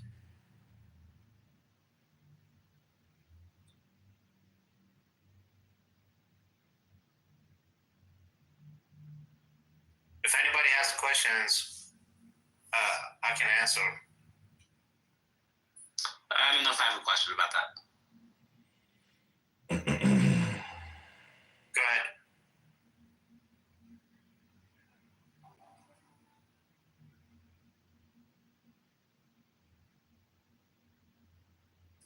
I said I didn't have any questions about that. It's funny. It's Oh, like sorry. I thought you said you have a question. I don't want to record this guy, but I want to get him at least once and get his handles. It's amazing how people. But either way, Adrian, did you see that they're gonna that these guys are gonna test their supersonic travel? Coming up? No? Who sits in it? Boom Arrow. Oh wow. I fucking love all these They shorts. achieved Mach 0.95 in their last one, so this time they're pushing the envelope and going supersonic. It's just like Elon. You're like, when does it ever end? This guy fucking talks forever. I mean, bring back supersonic travel, bro. Paris to New York in like 4 hours. I'm so down with that. I would like to film as many Elon clips tonight as possible. I feel like it's getting critical. Yeah, that was they really shouldn't have taken The that more away. Elon clips I have, the They would have better. let that go for years. Oh, man. Everything else is garbage. So I gotta get these phones ready so I know which ones Bro, I can. imagine New York to LA in like an hour and a half. Because Like, that's next level. yeah. From 5 hours and 50 minutes to an hour and a half, bro, people would be be going back and forth all day. True. Do you think that's the future of like air travel? I love how Bly's true. Supersonic? Sounds like he's like a nice kid, I really do but believe in Boom, though. Like, what's funny I've been is watching them for like, I would say about 14, 15 months. this is technically And like they've made some like serious an partnerships. incel Like, they partnered broker with, group, but just Northrop slightly Grumman, less incel. United, American Airlines, It's still very Emirates. So close. like they're planning on like no matter what, like they plan on building these planes for them. Is this one good to go? Let's see. I mean, we have the technology for it. It's the hypersonic missile glider vehicles. I don't know if you guys. This guy sounds to me like an Iranian disinformation or something. Actually, China mastered You like the Indian guy? He's so gay. technology. Hello. China and Russia. Hello. On But everybody's gay. missiles, basically. Well, we're not typing hypersonic. Hypersonic hasn't been achieved with human flight. Yeah, but the technology is there. The technology can be there. The technology is there, but But a human body can't survive the G forces. Like what? That's the whole reason why they haven't done that. The G forces is hold on a minute, everybody. This is Elon. different argument. I think what we're trying to say is essentially the same thing. Let's not argue anymore, everybody. If you put your body through hypersonic speeds at 15 The Delaware judge just gave me my compensation for $45 billion. $45 billion, just $45 billion. I'm really worth $900 billion though, so what's $45 billion? It's nothing. You black out. Drop in the bucket. Yeah, I agree. I agree. So there's something needs to be addressed in that capacity. Fun fact, by the way, women can handle G's better than men for some reason. Because they have a better threshold for pain. That's why. So it is maybe redheads. Jesus Christ. This one I think can go live. It's true. Is this one going live yet? Oh, I gotta verify. I need a telephone. Yeah, that was a pretty fun study from the Air Force Academy. We were actually doing a wargaming. What is it? Last year, early last year, and we were doing F-22s and F-35s, female fighters launching out of aircraft carriers and stuff like that, and it was like basically just a wargaming with China and stuff like that. And there was a study from the Air Force that women Air Force pilots, they can handle the G's better than men. They got a G spot. And I was like, oh my god, that was like interesting. Yeah, so Got a I was reading G-spot. a little bit about that. I'm not gonna disclose what the study was, but yeah, it was pretty interesting. This is like the guy who shows up to the job Study interview was and if you're your like, fourth generation fighters can compete against their fifth generation fighters, and they we cannot. don't want you. We know you're annoying. Yeah, actually between fifth and sixth generation. But I mean, I like him. I like this Any guy. research to know what you were trying to do. G Hey Jordy, hey man, I love you, man. I follow you, Air Force and pilots. oh shit, you follow me too? Yeah. Oh man. Yeah, because I like your work, and I like your Ian as well. Yeah, you guys put a lot of good stuff.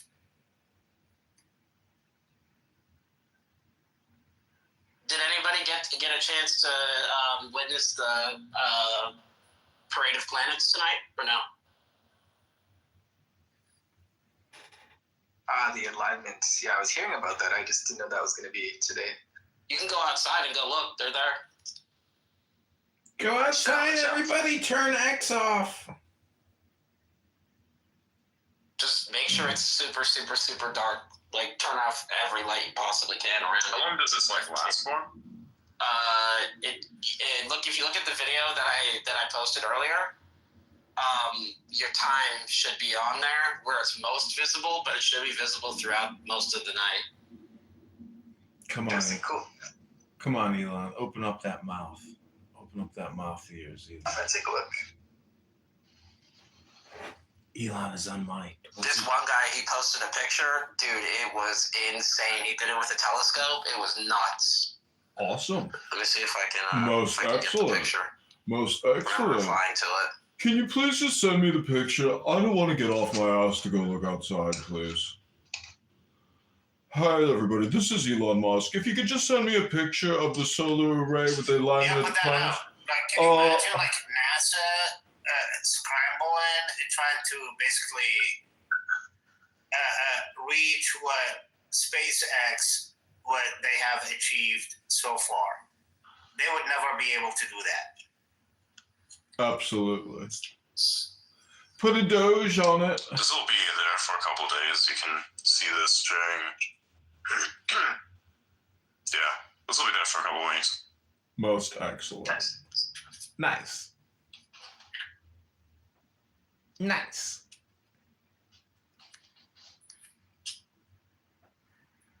I'm gonna put it in the. I'm gonna add it to the chat.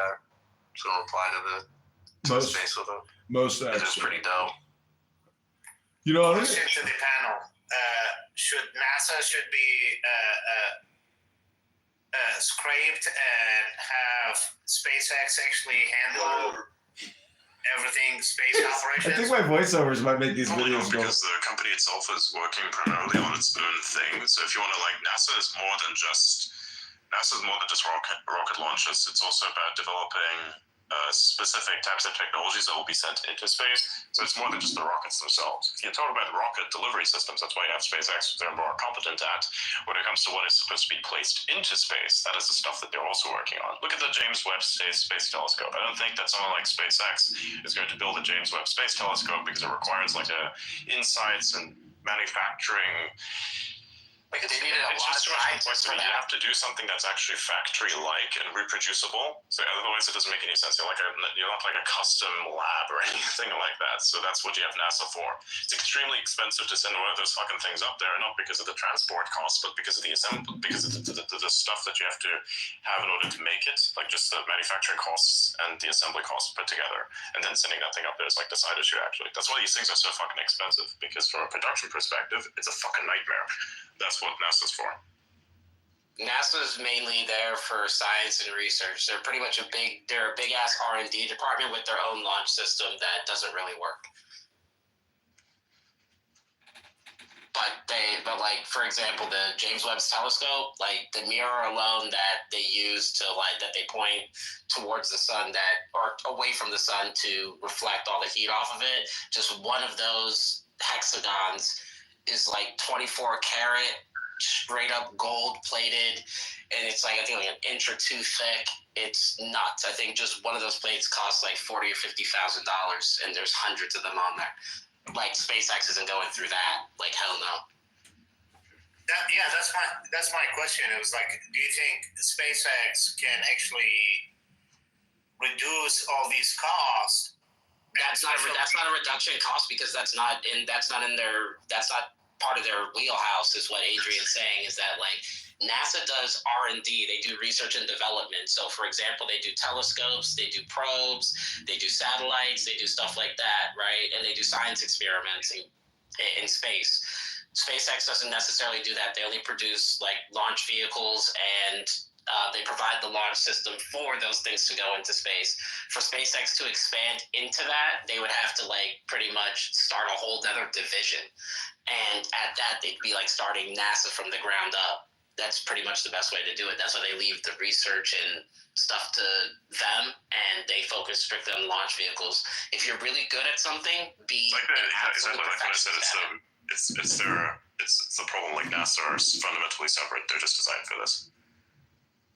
So it's technology. It's not even as good as SpaceX at the moment. It's like trying to do other things that just like send rockets up there. It's like Adrian.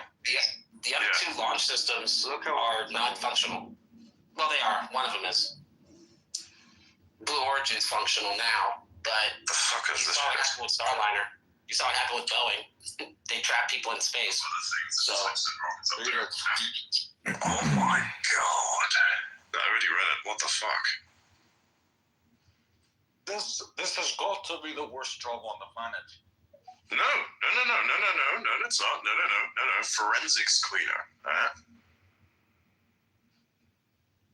Forensics cleaner is worse than a janitor that cleans up a porn site. But wouldn't forensic cleaners like go to school for that though? So a forensics cleaner hands down is a worse job than having to be a janitor that cleans up a porn site. Except it pays more, of course. That's the only. The reason why is, look, you can either clean up the biological remnants of a process,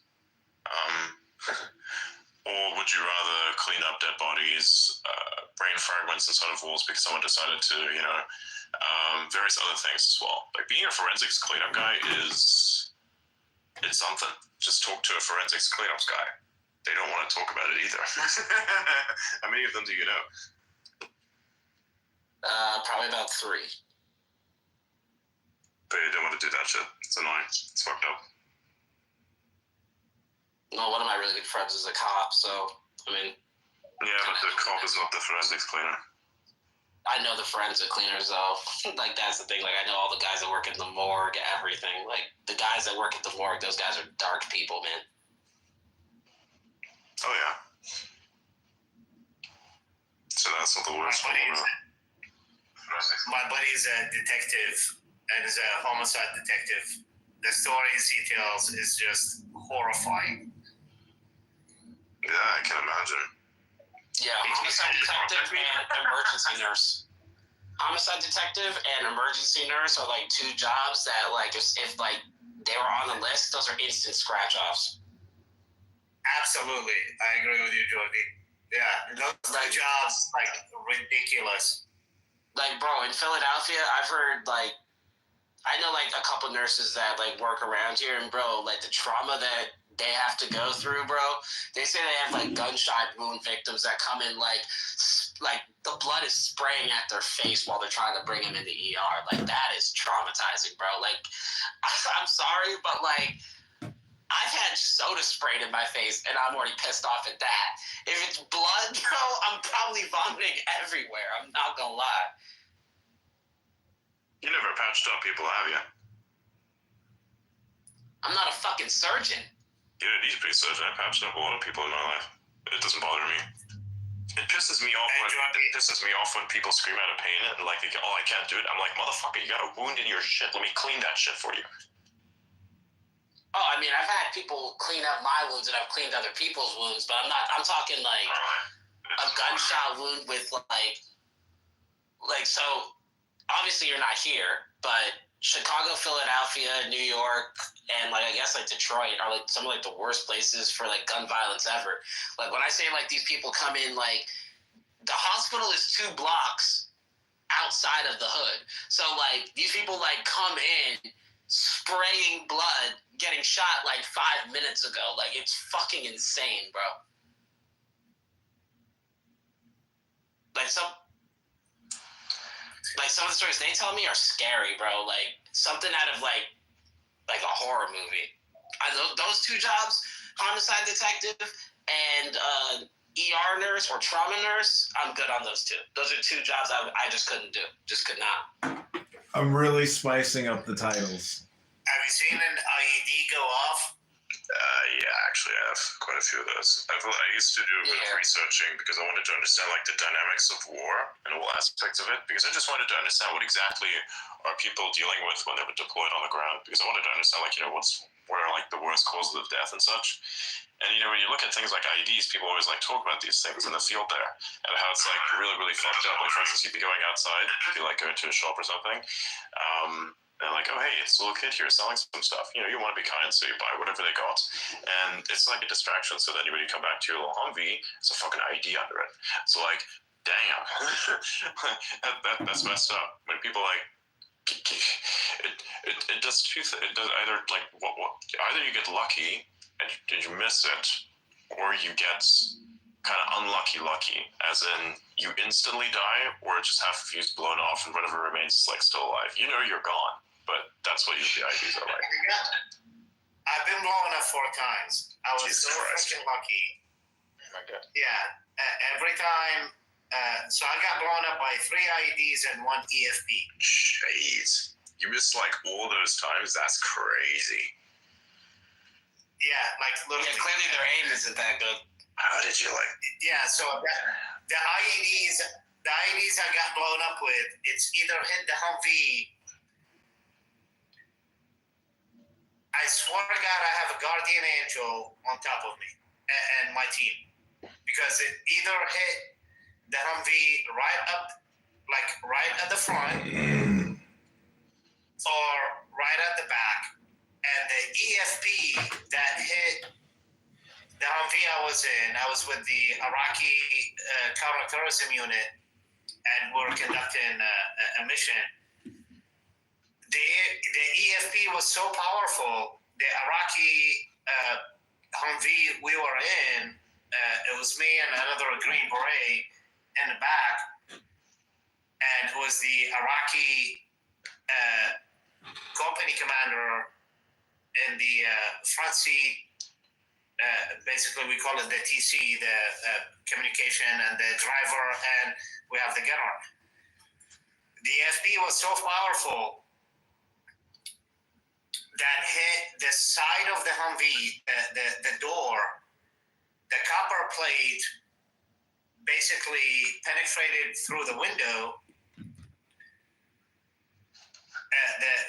the side window of the company commander, hit his helmet, redirected up towards upward, and penetrated through the roof. So we just cut the shrapnels.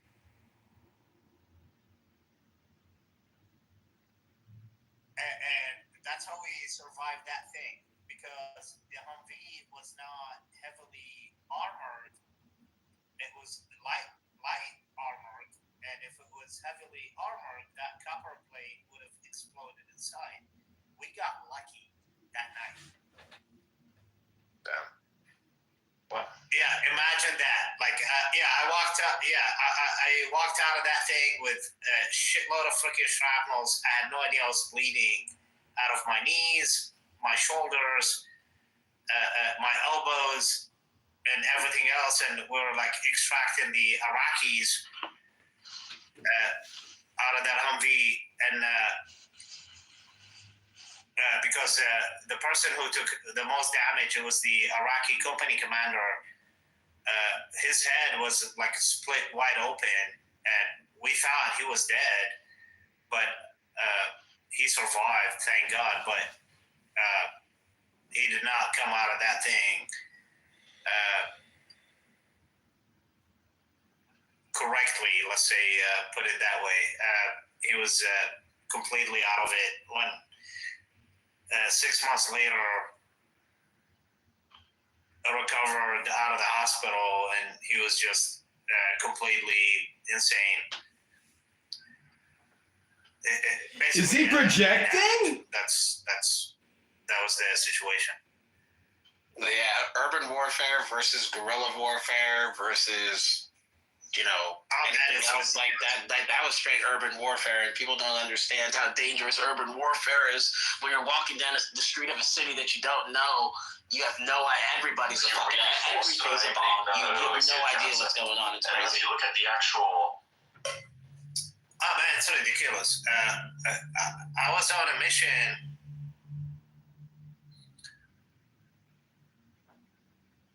And make sure what you're telling us isn't classified. No, it's not. Yeah, nothing I'm telling you is actually classified. Actually, what I did, it was in. I did an undercover operation. By the way, is dealing with like classified information or like secret information you're not supposed to give out kind of makes you sound retarded sometimes. Like I see this myself. No, I'm not saying it's specific job, but I'm just saying it to the audience in general. It makes you sound retarded sometimes because like you need to talk about things, but you need to think first: is this classified? Is this not? Is this secret? Is this not? Can I talk about this? Yes, no. I can only talk about it in this way. So sometimes you want to make a point, but you're like certain details about this point are classified or secret, so I can't talk about it.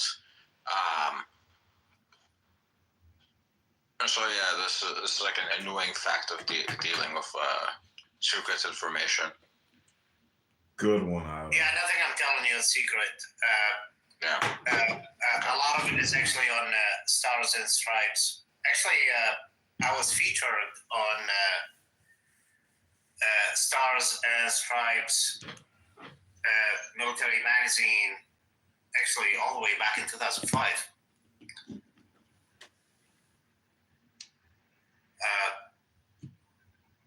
During Hoseiba operations. Yeah, I've done some crazy shit, and I've done some operations in the Sunni-controlled areas where I used undercover, like basically a donkey and propane gas buggy, and was selling propane gas to infiltrate an area just to get like video images of weapon manufacturing and IED manufacturing. That was fucking glorious.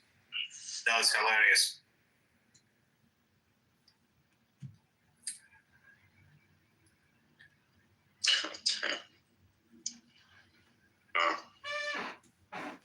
I knew a few people.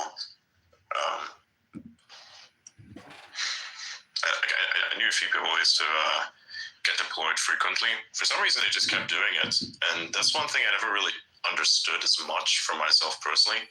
Like the guy said, he just goes back, and I told him this thing like, "Hey man, is it like that you may leave the war, but the war doesn't leave you type of situation?" I was like, "Yeah, it's kind of that, because what else are you gonna do?"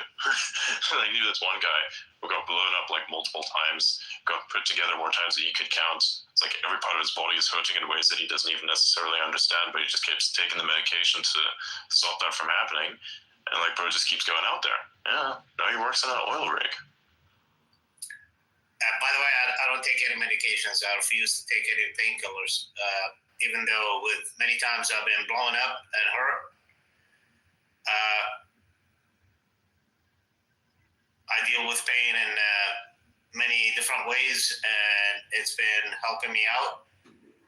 I've never taken any type of drugs or weed or anything like that. Yes, and there's an addiction to it. I'll be honest with you. I don't think if you smoke if you smoke some weed, it's gonna help with you getting blown up by an IED. I'm not gonna lie to you.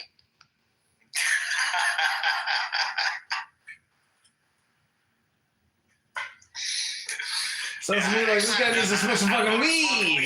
I have no idea what it tastes like. So. Good. Keep it that way. Good, yeah, keep it that way. Smells like shit.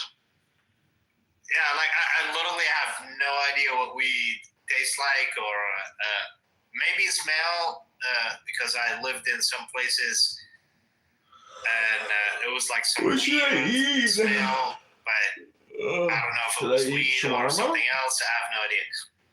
But yeah, I don't know. Yeah. I don't know. At some point, I don't know if I've taken it or something, because some bitch, not bitch as in woman. I'm talking about like bitch as in a entity. Retard. Entity, yeah. Some retard gave me this fucking muffin, and then after I did it, I was like, oh yeah, that had marijuana. I should clip that. Marijuana or something in it. Take that down.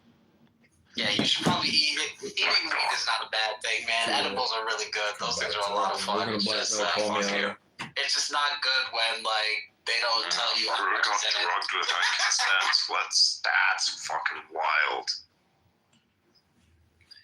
even when I was blowing up, I was my medic gave me Ultram 3. I'm not gonna lie to you. That's what they do. That's what they do. Just so you know, Adrian. A lot of people do that in America. They think it's funny. It's really not. I actually punched that guy in the face after that. I'm telling you, people do that shit here all the time. They will literally give you edibles. I got drugged and they're like, physically assaulted someone. You're like, dude, I have work. And they're like, that sucks. I punched the dude in the face and then I left.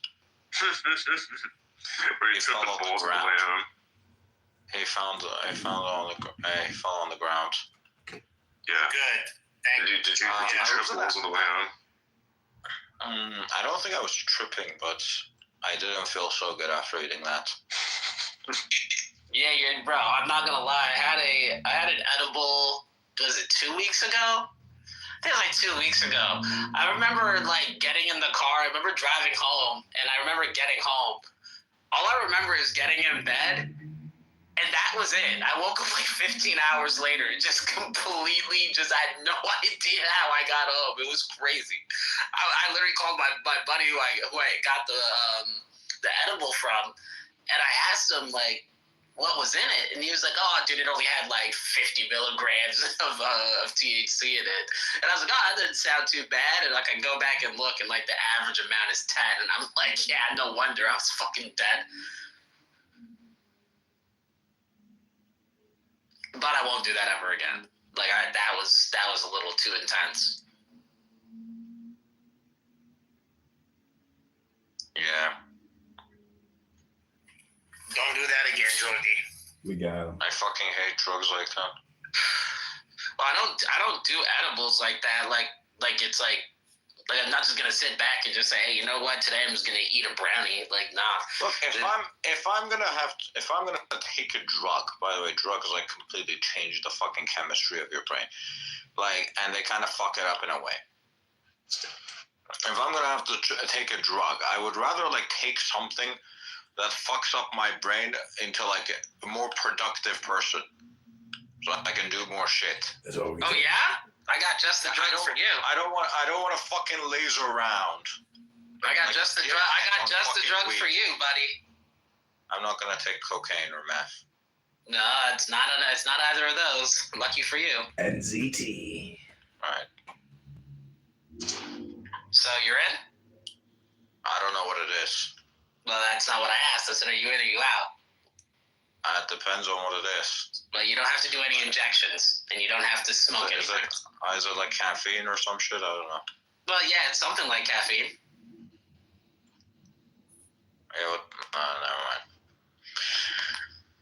Just really, really powerful. Oh my god. What is it, Jordy? By the way, caffeine doesn't work on me. Well, lucky for you, it's not caffeine. DMT. Alright. It's what we call limitless. Oh, fuck off. What is that? Adderall. No way. Limitless. The funniest part is he guesses everything but that. He said it's caffeine. No. It's called limitless before Adderall. No, don't take Adderall. I agree with Adrian. Do not take Adderall. Yeah, that's the thing is, I would love to take Adderall if it worked. How does it not work? Well, the problem with Adderall is, my understanding is Adderall is legal, right? It's like it's over the counter. ADHD. Yeah, it's over the counter. It's over the counter. Yes, but did you try restarting your router? Router. Well, yeah, you said it wasn't working. Just unplug it for 30 seconds. Oh, fuck off.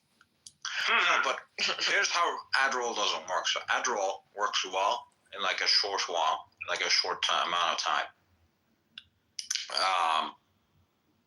And then over time, you need more and more and more and more Adderall, and then it fucking completely fries your brain, and you're completely dependent on Adderall. It's like good for like maybe like 1 or 2 weeks, and then you're fucked. That's a clip.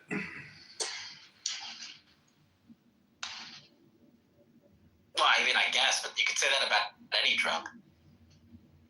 Yeah, but you need something that works 24/7. Like, I want to be a fucking machine. Work. Then off to the fucking gym. Well, I mean, you could just take more, and then you can become more limitless. You see how that works? Yeah, you're gonna overdose on fucking Adderall at that point. Yeah, that might happen. But by the way, I woke up this morning. I think it was like 4 o'clock in the morning. I posted something, and Adrian responded. It's like 3 hours a day, and that's it. Something like that, yes. He definitely. Yeah, Adderall's not over the counter. You actually have to get a prescription for that. So I don't know where that information is coming from. Like literally. Well, I meant over the counter, as in you literally have to go get a prescription for it. We're talking about narcotics here. We're not talking like, oh yeah, just go get some Tylenol.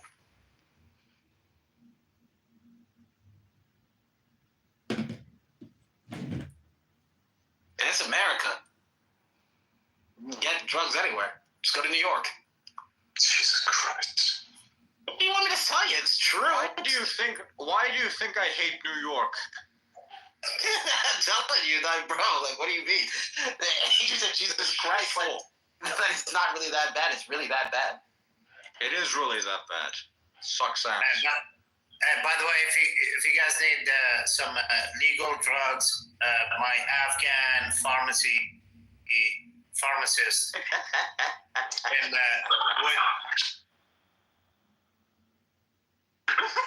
what the hell?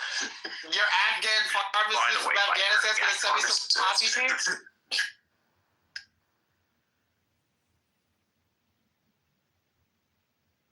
Wait, what the fuck are you taking?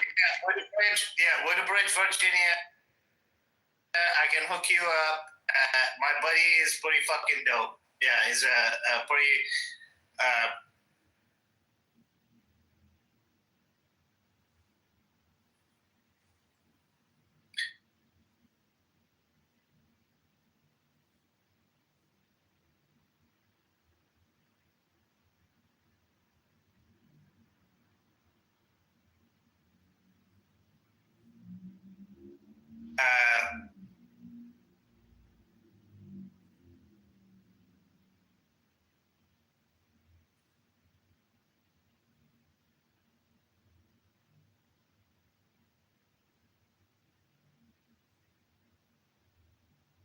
He's a Hey. Yes, bro.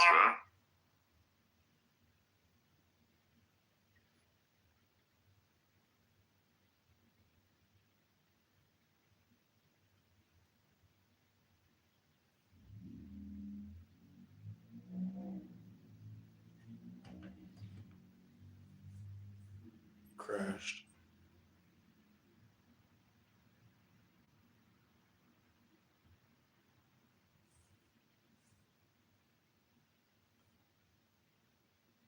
$624 listeners. All right, to be more accurate, it's low dose naltrexone, so it's 4.5 grams. Adrian said liver damage. Nice. There's a whole bunch more there. Holy shit. Dark colored urine. Wow. Your skin or the whites of your eyes turn yellowish. God damn, dog. Loss of appetite, itching, fever, weakness, unusual tiredness, stomach or belly pain, nausea or vomiting. What else? Damn, the list goes on. Racing heart, fever, general ill feeling, swollen lymph nodes, swelling of the face, lips, mouth, tongue, throat, trouble swallowing or throat itchiness. That's pretty much Oh my god. Bro, why would you take this? Oh, joint damage. Incredible. What else is there? Stomach cramps, muscle joint cracks, pains, headache, dizziness, nervousness, anxiety. Oh my god. Tiredness, trouble sleeping. I take a very low dose of it, only for what the fuck could possibly be the benefits of this thing? Just dark colored poop. Wow, didn't know that one. Look at it. Damn, this is incredible. No, you show me the benefits, and then I'll look back on it. But damn, dark colored poop, incredible. That's like getting to 8. I'm not gonna say it.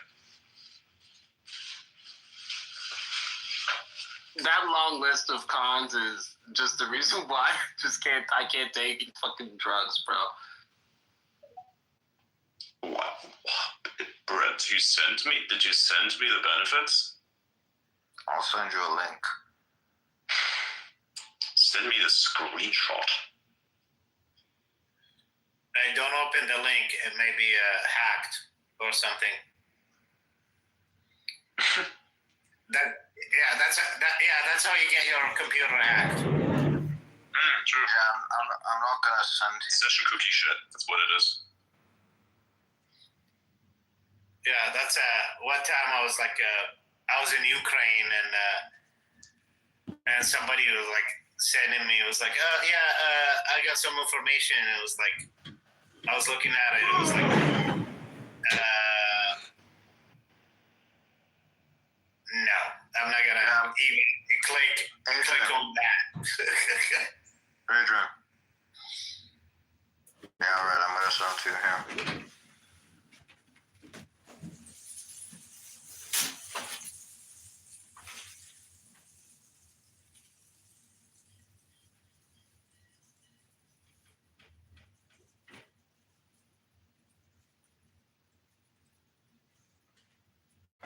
I can't stop laughing. I actually have a very good question to Adrian and Oda. How did you guys build this community and grew this big in such a quick time? Because he's related to Elon Musk? Because he is Elon Musk, you fucking intelligence analyst! So the way it works is I recognize people's potential, I recognize where memes go and where they come from, and force people to speak out for themselves. That's a good clip. I'm a free speech vaccine in a different direction. Like, if you feel like you're socially awkward and you don't want to do it, I'm going to make you do it anyways. It's true. We just keep showing up, and it keeps working. Oh, and that plus showing up every single day, hosting spaces 8 hours a day for practically almost a year straight, constantly networking, getting into certain places which are very difficult, endlessly researching things, and being able to see interesting patterns that then helped you produce some very influential takes whenever it was possible for you to get on a stage which was relatively big. Like, that's why I get pissed off by people who come up and waste my fucking time, because you have no idea how hard I worked to get to where I am. Like, with what has been done came great personal cost. So yeah, Adrian, the reason I asked that, maybe it's a lesson for the audience that's who's listening, and maybe you want to learn on how to actually get involved, to how to actually be active in the social media and all that stuff. Hey, and thank you very much, by the way, and thank you, Oda, and thank you, Jordy, and Utsav, and Ian is not here tonight. I love that guy. Have you ever heard of Frankenstein's grease gun? Have you ever heard of Frankenstein? No, dude, have you ever heard of Frankenstein's grease gun? Is that who it is? No, like Frankenstein's grease gun. It's like a grease gun, but like you put a fucking oil filter as a suppressor on it. That's hilarious.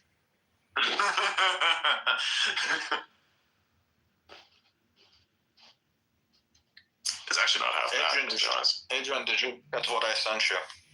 Yes, I read through it. I can't understand how you're taking it, but why do you have any of those problems in the first place? Huh? Like, what is it supposed to solve? I have. Okay, so firstly, hold on, wait.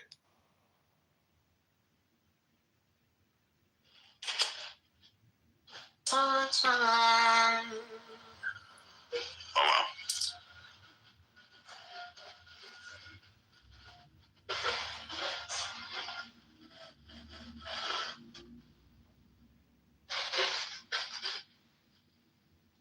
What the fuck is this?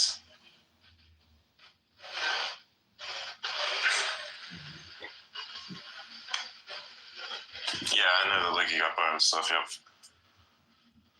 Yeah, look at what I just sent.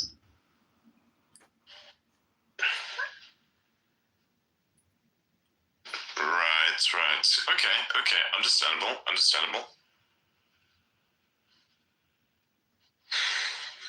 It's better.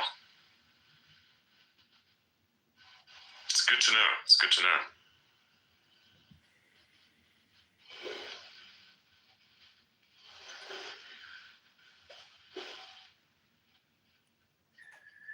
And by the way, if anybody coming to DC anytime soon or anything like that, flying in, hit me up. I'll pick you up and I'll drop you off to whatever location you need to go to. This is one really fucking stupid guy. Nice. Really depressed. Let me pick you You'll up. drop me off in Kalamazoo. Hey, Jordy, I will We drive you. do that, yeah.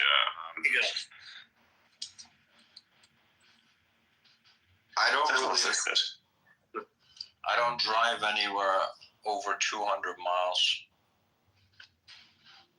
Yeah, you fly instead. Yeah, I always fly instead. Yeah, that's what I'm saying. Hey, if you come into Washington, D.C. for whatever reason, I live just south of D.C.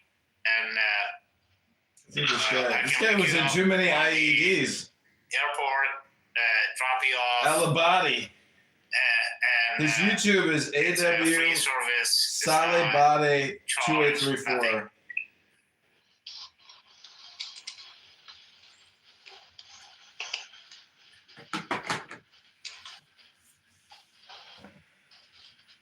You're out of luck. I discovered a new niche of schizo edits.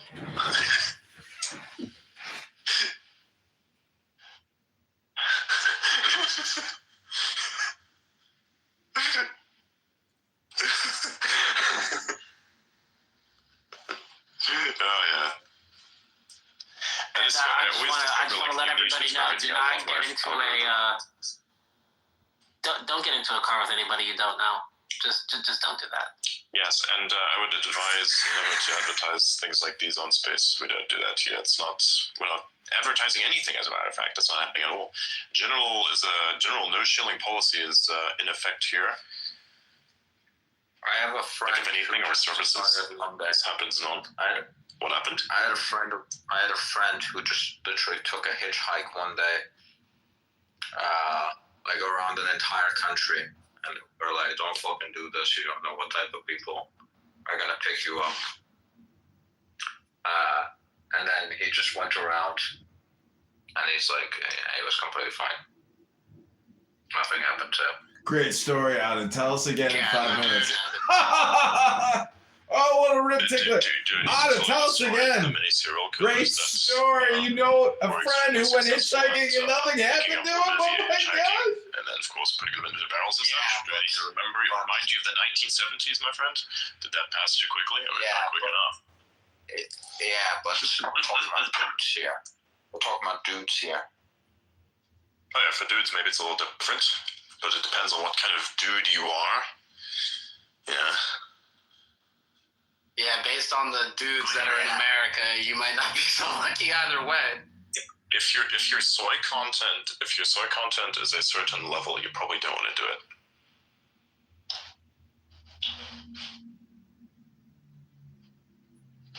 Drin, have you seen the r/Deloitte subreddit?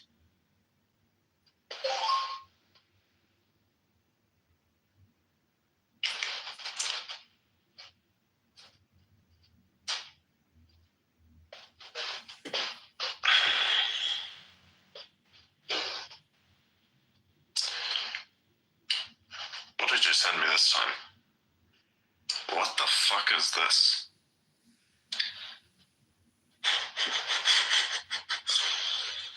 Can I read this out loud? He was scrambling. Go ahead. So from r/Deloitte, stop cucking yourselves. You have years of experience and a fucking CPA license. Why on earth are you working unpaid overtime to make some fat douchebag rich? Have some dignity, you pathetic worms. Lol.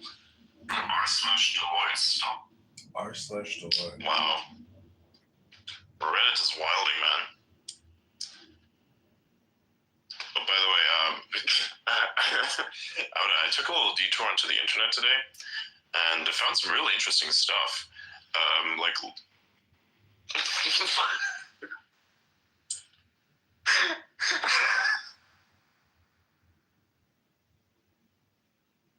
look at this piece of shit. I don't know. What the fuck?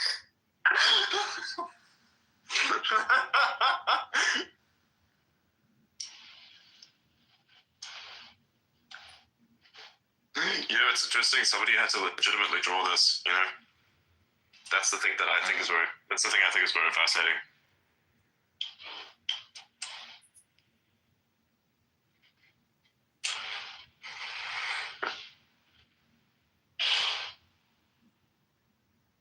I've gotten some really good clips tonight.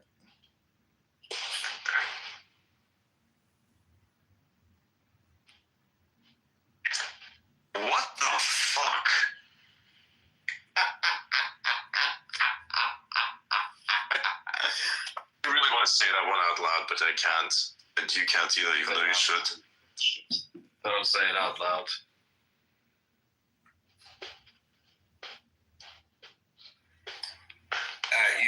You should share it. I'm not gonna share it. I mean, that would be hilarious if you guys share it. No. I think we're good. I think we're good. r/Deloitte, stop. That was good though. That is absolutely incredible. No. Guys, do not send me pictures of your drugs, dude. Stop, please.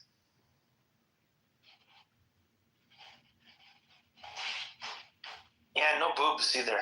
Not nice.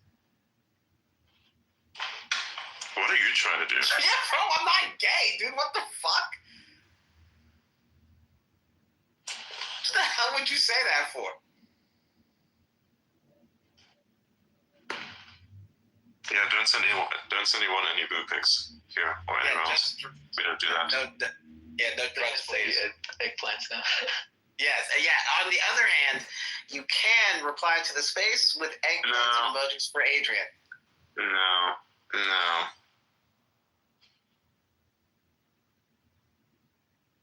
Come on, man. One eggplant a day keeps. Never mind. That sounded too ditty. Ouda's very anti-eggplant. You can send money to my cardboard box for that. That's what you can do.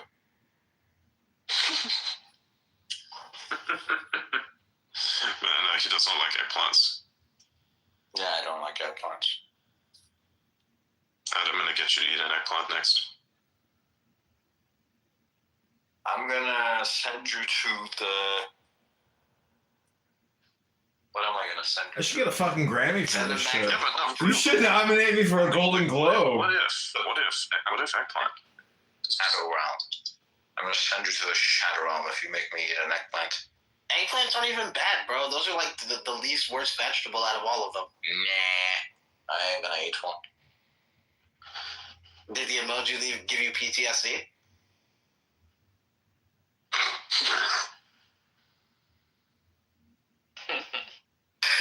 You almost lost it. Did emoji give you PTSD? What the fuck?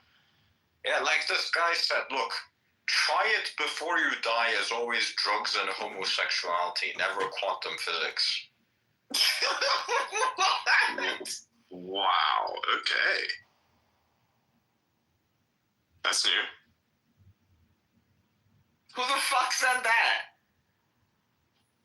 It's an A+ tweet. I mean, you need to try an eggplant at least once in your life. I'm not gonna do that. Why not? Why the fuck would I do that? So you know what it tastes like, so you can be even more pissed off at it this time legitimately? No, I'm not gonna do that. I've told you this before. Every time someone's told me, you should try this out, you might like it. I have never liked it. No. I'm not telling you that you're gonna like it. Far from it. I just want to know. I just want to have you eat it. That's it. I'm. As long as your vegetables are seasoned the right way, you're fine. No. Eggplants are in general. Those things taste like nothing. Before? Have you tasted your own cum before? I knew this day would come. Excuse me? Mother always said to try new things. Oh my god, motherfucker. No, I have not. I understand the point. These are the things like, dude, I'm talking specifically about things such as food. Okay, an eggplant is food. I think we got that clip. That's just hilarious. Okay. If you look at some women, they might think that's food too, but... What the oh. This is what a decade of America does to a person. Holy shit. Actually, no, this is what 4 years under Biden does to someone. That one's more accurate, yeah.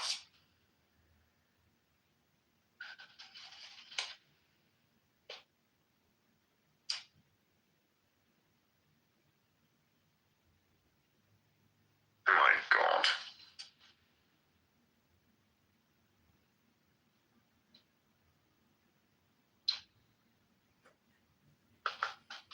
What is this shit?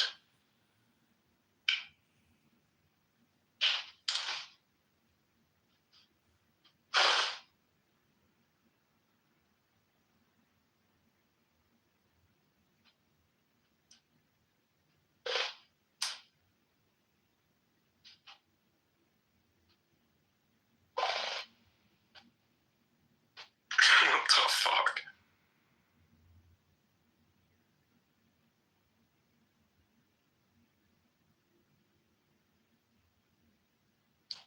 I think seeing too many memes on my timeline. Alright, time to check out if the group chats have said anything autistic. Let's see. I'm part of one that's called the Retards Corner. Yes, that is something.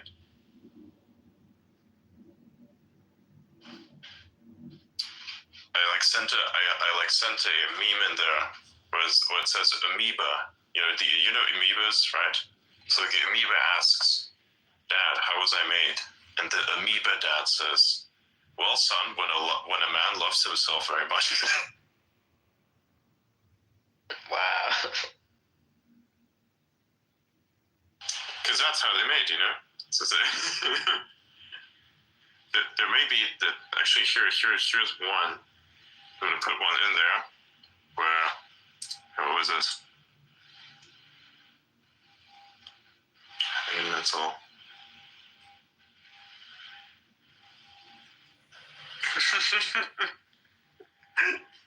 Do you guys know the meme with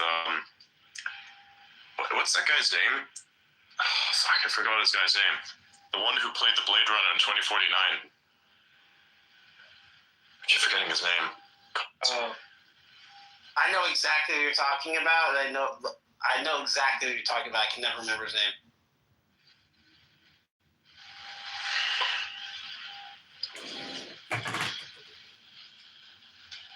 Good work here today, folks. We did good work.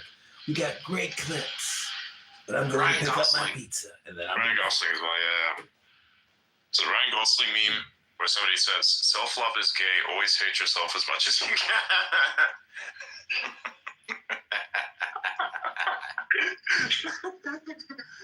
Did you see that person that made that retarded post today where they were like, JD Vance wants Americans to have more kids, and then it's I did see that shit. Person's like, yeah, it's like they're like, oh, the Nazis also wanted people to have more kids. Did you know the Nazis also breathed oxygen and breathed air and also drank water? Did you know that? Yeah, fantastic.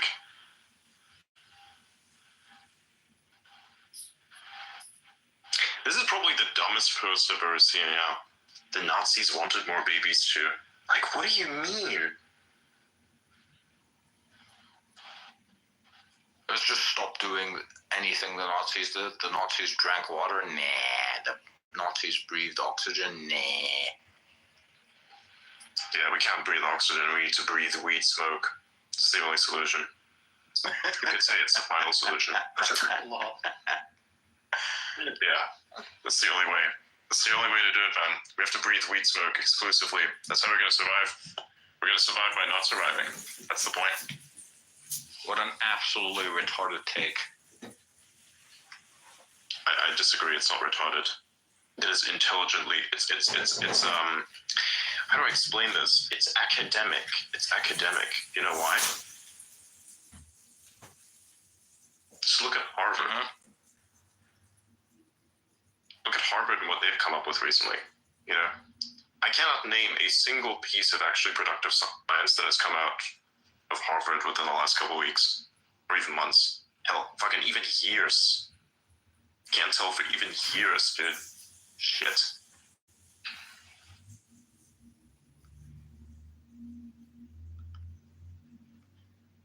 Incredible.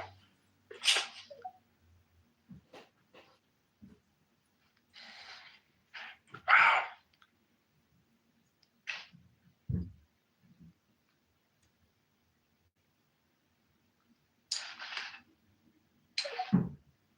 What else do we have here? No, we do not shill fucking Solana coins in the reply generated by fucking ChatGPT. Fuck that. This is literally the worst one, by the way. It's the worst one I've seen. And the bro has like XRP in his name. Come on. Gross. The dude literally has XRP in his name. And to make it worse, fucking puts a reply down there with some Solana contract in it. Solana is a piece of dog shit blockchain, by the way. And it's like generated in ChatGPT or some shit. Okay. You know, it's funny. For years I've stated that Solana is a piece of shit.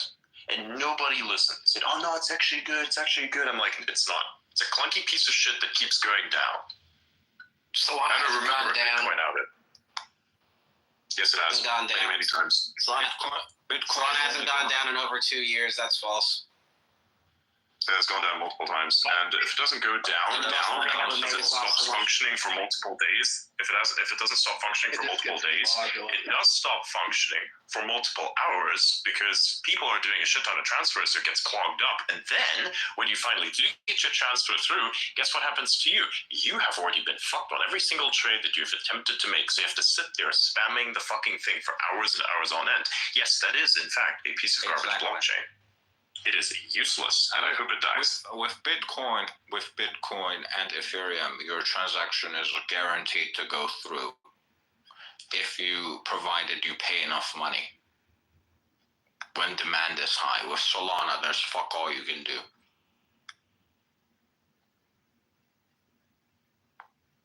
If If you have $1 million in crypto and you need to get out because some bad shit is happening, you just need to pay more money in fees.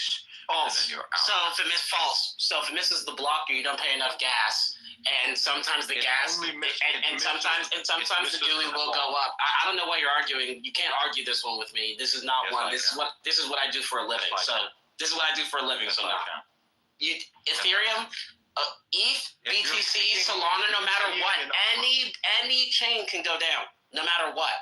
Any transaction can fail, no matter what. If BTC decides to go up $1,000 and you don't pay the gas on that block, it will fail the transaction. That's fine. That's completely fine. But the problem with Solana is... When's the last time Solana went down? Well, literally when Trump came out. No, a year ago. Phantom Wallet went down, not Solana. No, Phantom Wallet did not go down. Yes, Phantom went down, not Solana. Solana itself went down. No, it did not. That's false. Yes, it did. I know people... Put money on it. How much money you want to put on it? Put $100,000 on it right now. I know. Put $100,000 on it. Put $100,000 on it. I'm not going to put money on that. Okay, well then go look it up and then come back, because that is false. I know people that were... I was in Trump and Melania and it did not go down. Phantom Wallet went down. Yeah, because you had your own fucking validator there. No. Nice try. So I was actually at my friend Kevin's house when this happened, and Trump and Melania both dropped. Phantom Wallet went down. Solana did not go out at all.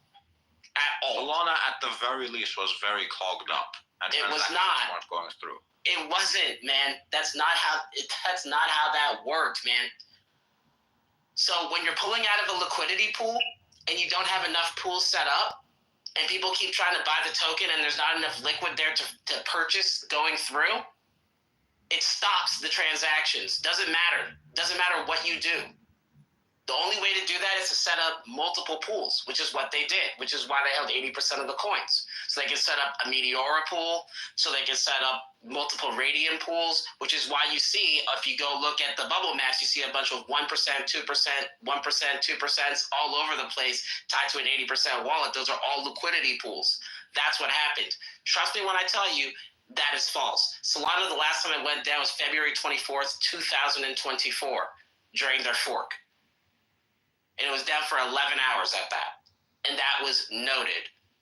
When Melania and Trump came out, that was only Phantom Wallet that went down, and Phantom was the one that attested to it because they were getting 8 million clicks a second.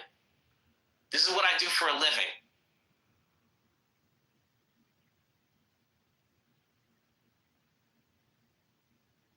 So it says during the event related to Donald Trump's meme coin launch on Solana, both network congestion and issues with the Phantom Wallet were reported. It's only Phantom that went down. Solana did not go down. The last time Solana went down was February 24th. Congestion is not going down. BTC has congestion every day. ETH has congestion every day. It's not an issue though with ETH and Bitcoin, because you can literally just pay way more money and it will go through. That's not true. ETH has validators now because it's based on EVM and not proof of work, which is the exact same way that Solana set up. It can congest the same way. The only place that can't happen to is BTC. That is it. BTC, Raven, Doge, mineable coins. You want me to? I can bring in DC professionals for this that are going to tell you the exact same thing. This is literally what I do every single day. I literally build miners to put in warehouses for myself every day. I do this consistently. That's pretty cool. Solana doesn't go down like that. Solana's not bad. Solana's actually extremely fast and efficient. The bad thing about Solana is shitty meme coins. That's the bad thing about Solana. If Solana can talk about uptime though, look at Litecoin. Litecoin has like 100% uptime in the last like 12 and a half years. Yeah, and they're proof of work too, and they're not. Litecoin's awesome. Yeah, 100%. Like they follow me too. Like they're really cool people too. Yeah, they followed me too. Yeah. But I was talking to them the other day, and I sent them a funny ass meme. Wait, when did Litecoin go down last time? Litecoin hasn't gone down in almost 12 years. Down in 12.5 years. So is Bitcoin. is only gone. I think Bitcoin only went down twice. Once in 2010 and once in 2013. Since then, not anymore. So like. Yeah, and those are both. And those are both on literally hard forks. 99.99%. Those are both on hard forks. Excellent. Yeah, they're both great. Yeah, and BTC won't have another hard fork for probably another year, I'm pretty sure. And when that happens, more than likely it'll go down.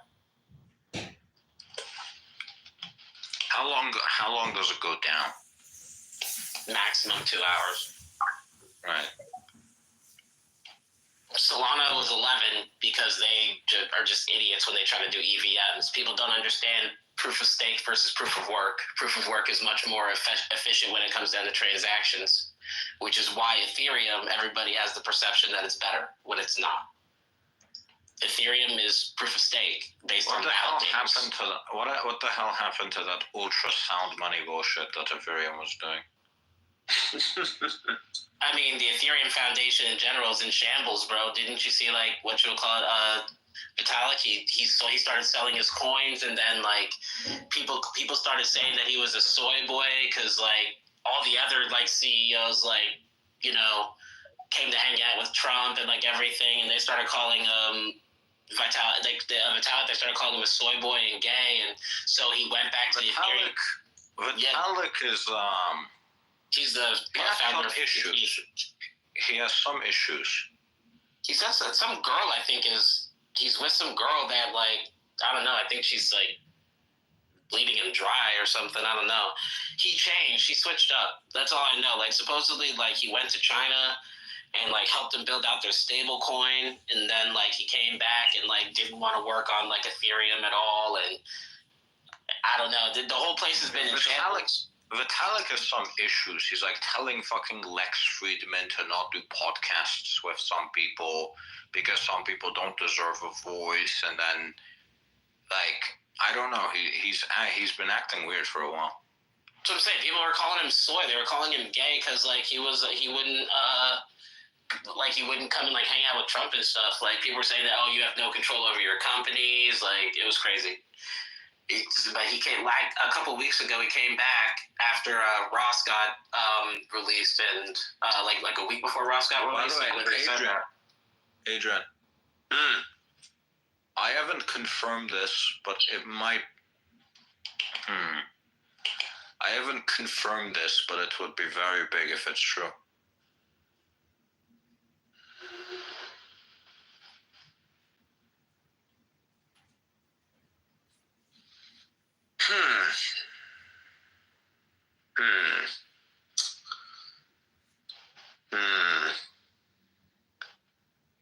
What's the fucking source? This is a shit thing. You have these accounts, all they do is repost fucking news, but none of them ever mention the source.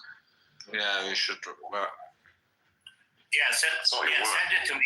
Yeah, to me, I can validate it if you guys want. Should be an actual fucking copyright violation for that shit, not gonna lie. Because it mentioning, for instance, even with, hang on. Hey, I can find the thing for it, so I'm really good at that. Yeah, the reason I'm saying that is because I know a lot of media propaganda from different adversaries that I worked with or against. Adrian.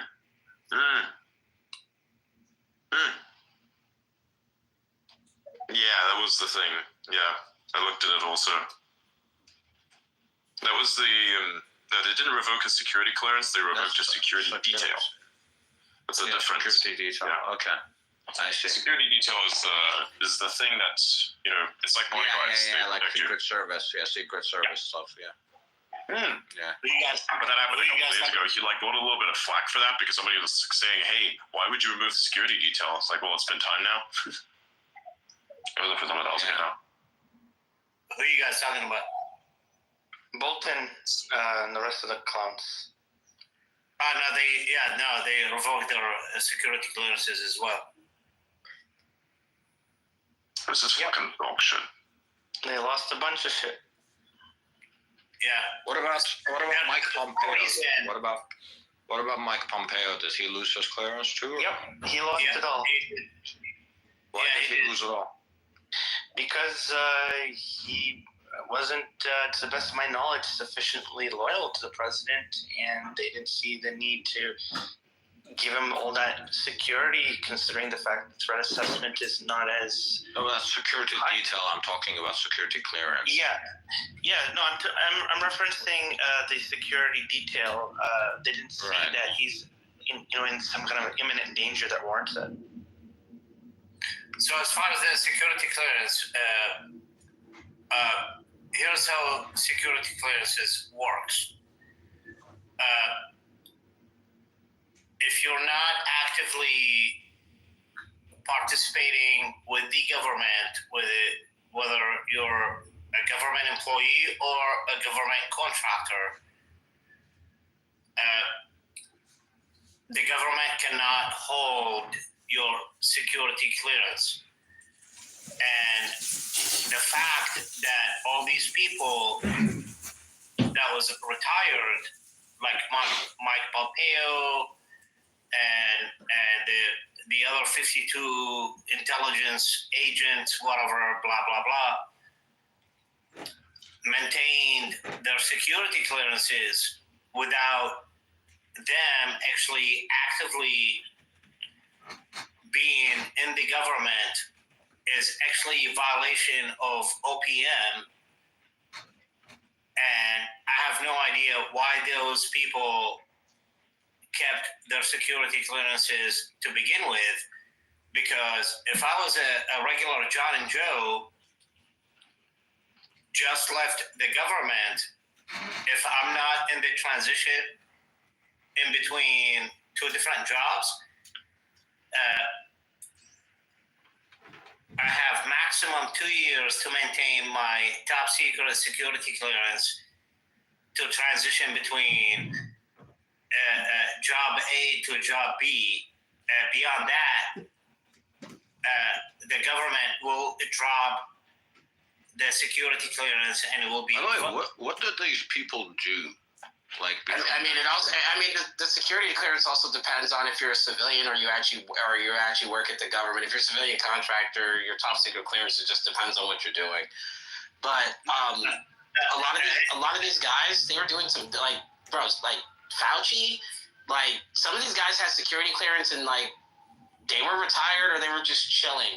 And I'm pretty sure with a lot of the stuff that they're trying to release, like they just want to make sure that like it's actually like stuff's gonna come out clean. My biggest fear is that they still have their security clearance and somehow, some way, page 95 goes missing.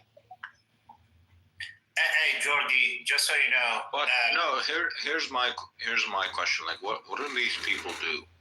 Like if let's say you worked in the government, for like a 2016 to 2017 to 2021, right, between like Trump's administration, from the beginning to the end of the Trump administration. Like once you leave, what exactly are you doing? Like you got to have. It depends where you work. Are you working in the White House? Are you working in the Pentagon? Are you working at the Department of Defense? What are you doing? Okay. You have to be very specific. Someone more high up. Like if I work at the White House. So I can explain this a little bit more in depth. I've been wondering, what exactly does Mike Pompeo do at this point, right? Because he used to be CIA director, but I'm not trying to just make it like specific to Mike Pompeo, but I do wonder what he does, because he was like the CIA director, and then he was like I think Secretary of State, and then I checked his Wikipedia page and I couldn't really find anything he did after that. I'm like, this guy probably still has a job I mean, if you're, it's not like he doesn't work for like four He was in the years. consulting business. He was doing a lot of public policy think tank work. Right. And he was a prolific speechwriter. Not speechwriter. He was delivering speeches, a lot of paid speeches. Right. And doing political activism. But he did maintain a security clearance through that entire time. That I think is public knowledge. I think everybody knew he maintained his security clearance. I think everybody. Okay, so what about someone that's lower? Like, let's say the speaker. I mean, the Speaker of the House? No. The woman that does like the press releases for the president. Oh, I mean, she doesn't have top secret clearance, but like when you leave the White House, what do they do after that? You should be stripped of all your credentials, is what should happen. But clearly, that wasn't happening. Nah, that's not what I'm asking. I'm like, what do you do as a job? Do you just go work at fucking McDonald's, or do you? Oh, work a lot of those TV people like host, end up. Oh, they work at like most of them end up going back to their home states and like working either in the government, the state, like for the House. Sometimes they work on Capitol Hill. They might end up working at like one of the Department of Labor. They might work somewhere else. That's usually what happens. They kind of stay in the sector, or they end up in the private sector as a consultant. Usually, a lot of those people from the White House usually end up at like Lockheed Martin, Boeing, those type of places. Many of them out to actually go on the paid gig circuit speeches. They're contributors to Fox, Newsmax. They're basically putting themselves into a think tank so that they can be ready for the next administration and go back into the system. It's a revolving door. Right. Yeah, mainly the men are the ones that you see go into the private sector, defense, stuff like that. Some work in the Pentagon. You never know. It depends on what their specialty is. It depends. Like a lot of those guys, you never know. Some of those guys are like cybersecurity analysts, and they end up being like, a low tier to get into the White House just to get something on their resume. I've seen a lot of that. Why did the White House get rid of the page about Rust? About Rust or Rust? Rust, the programming language. Oh, I don't know. I think when they came in, they cleaned house, bro. Websites started going down. Pages started getting deleted. Like they cleaned house when they came in, bro. Like if you go look at some of those websites, like they don't even exist anymore.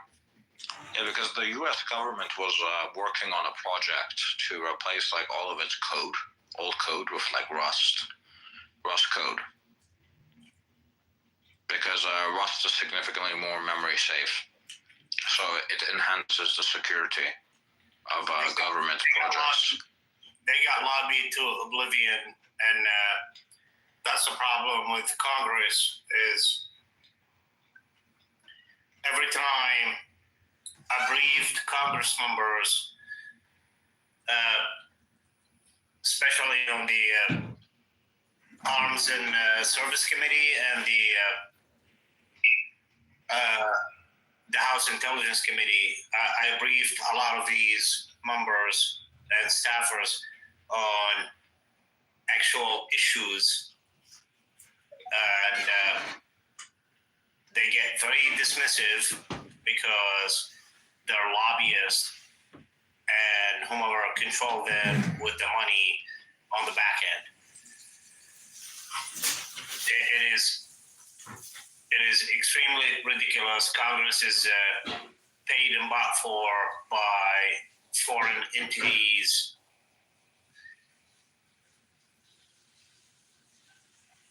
And it is very, very frustrating.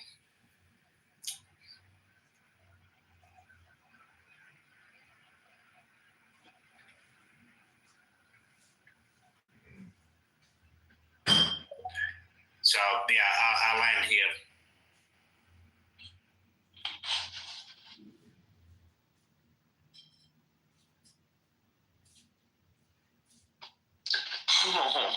That's a funny message. We'll have to check or get better. Well, I'm actually putting together a little something here. I'm gonna post it. It's a little longer piece of text. A little something. Right. What are you posting? It's some art. History, dude. Let me see. Actually, I'm still writing it. Okay. Because there's something that somebody wants. So history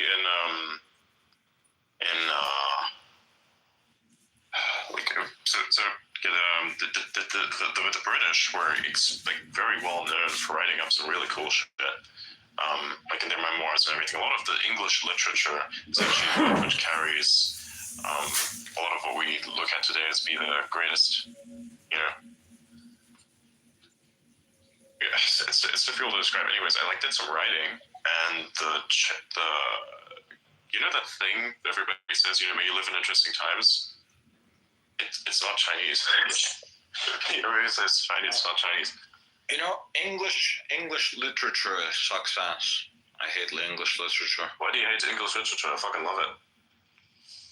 English literature sucks ass. Maybe you read the wrong thing. What specifically have you read that what you term as English literature? Anything from the early 2000s is not English literature. No, I'm not talking about that. I'm talking about the bullshit that they make you read in universities and schools and shit. Oh yeah, no. But no, specifically, what exactly is English literature to you? That's fucked. Just all the stories that they've made me read. I think probably the only person I've liked was George Orwell. Everything else was complete ass. George Orwell's based. Yeah. There's one from this woman. I think from the 1800s or something, or 1700s. I don't know. Who writes really shit books that people love for some reason. I forgot the name of her books, but it's basically some woman. It's basically a bunch of sisters, and then one of the sisters falls in love with some dude,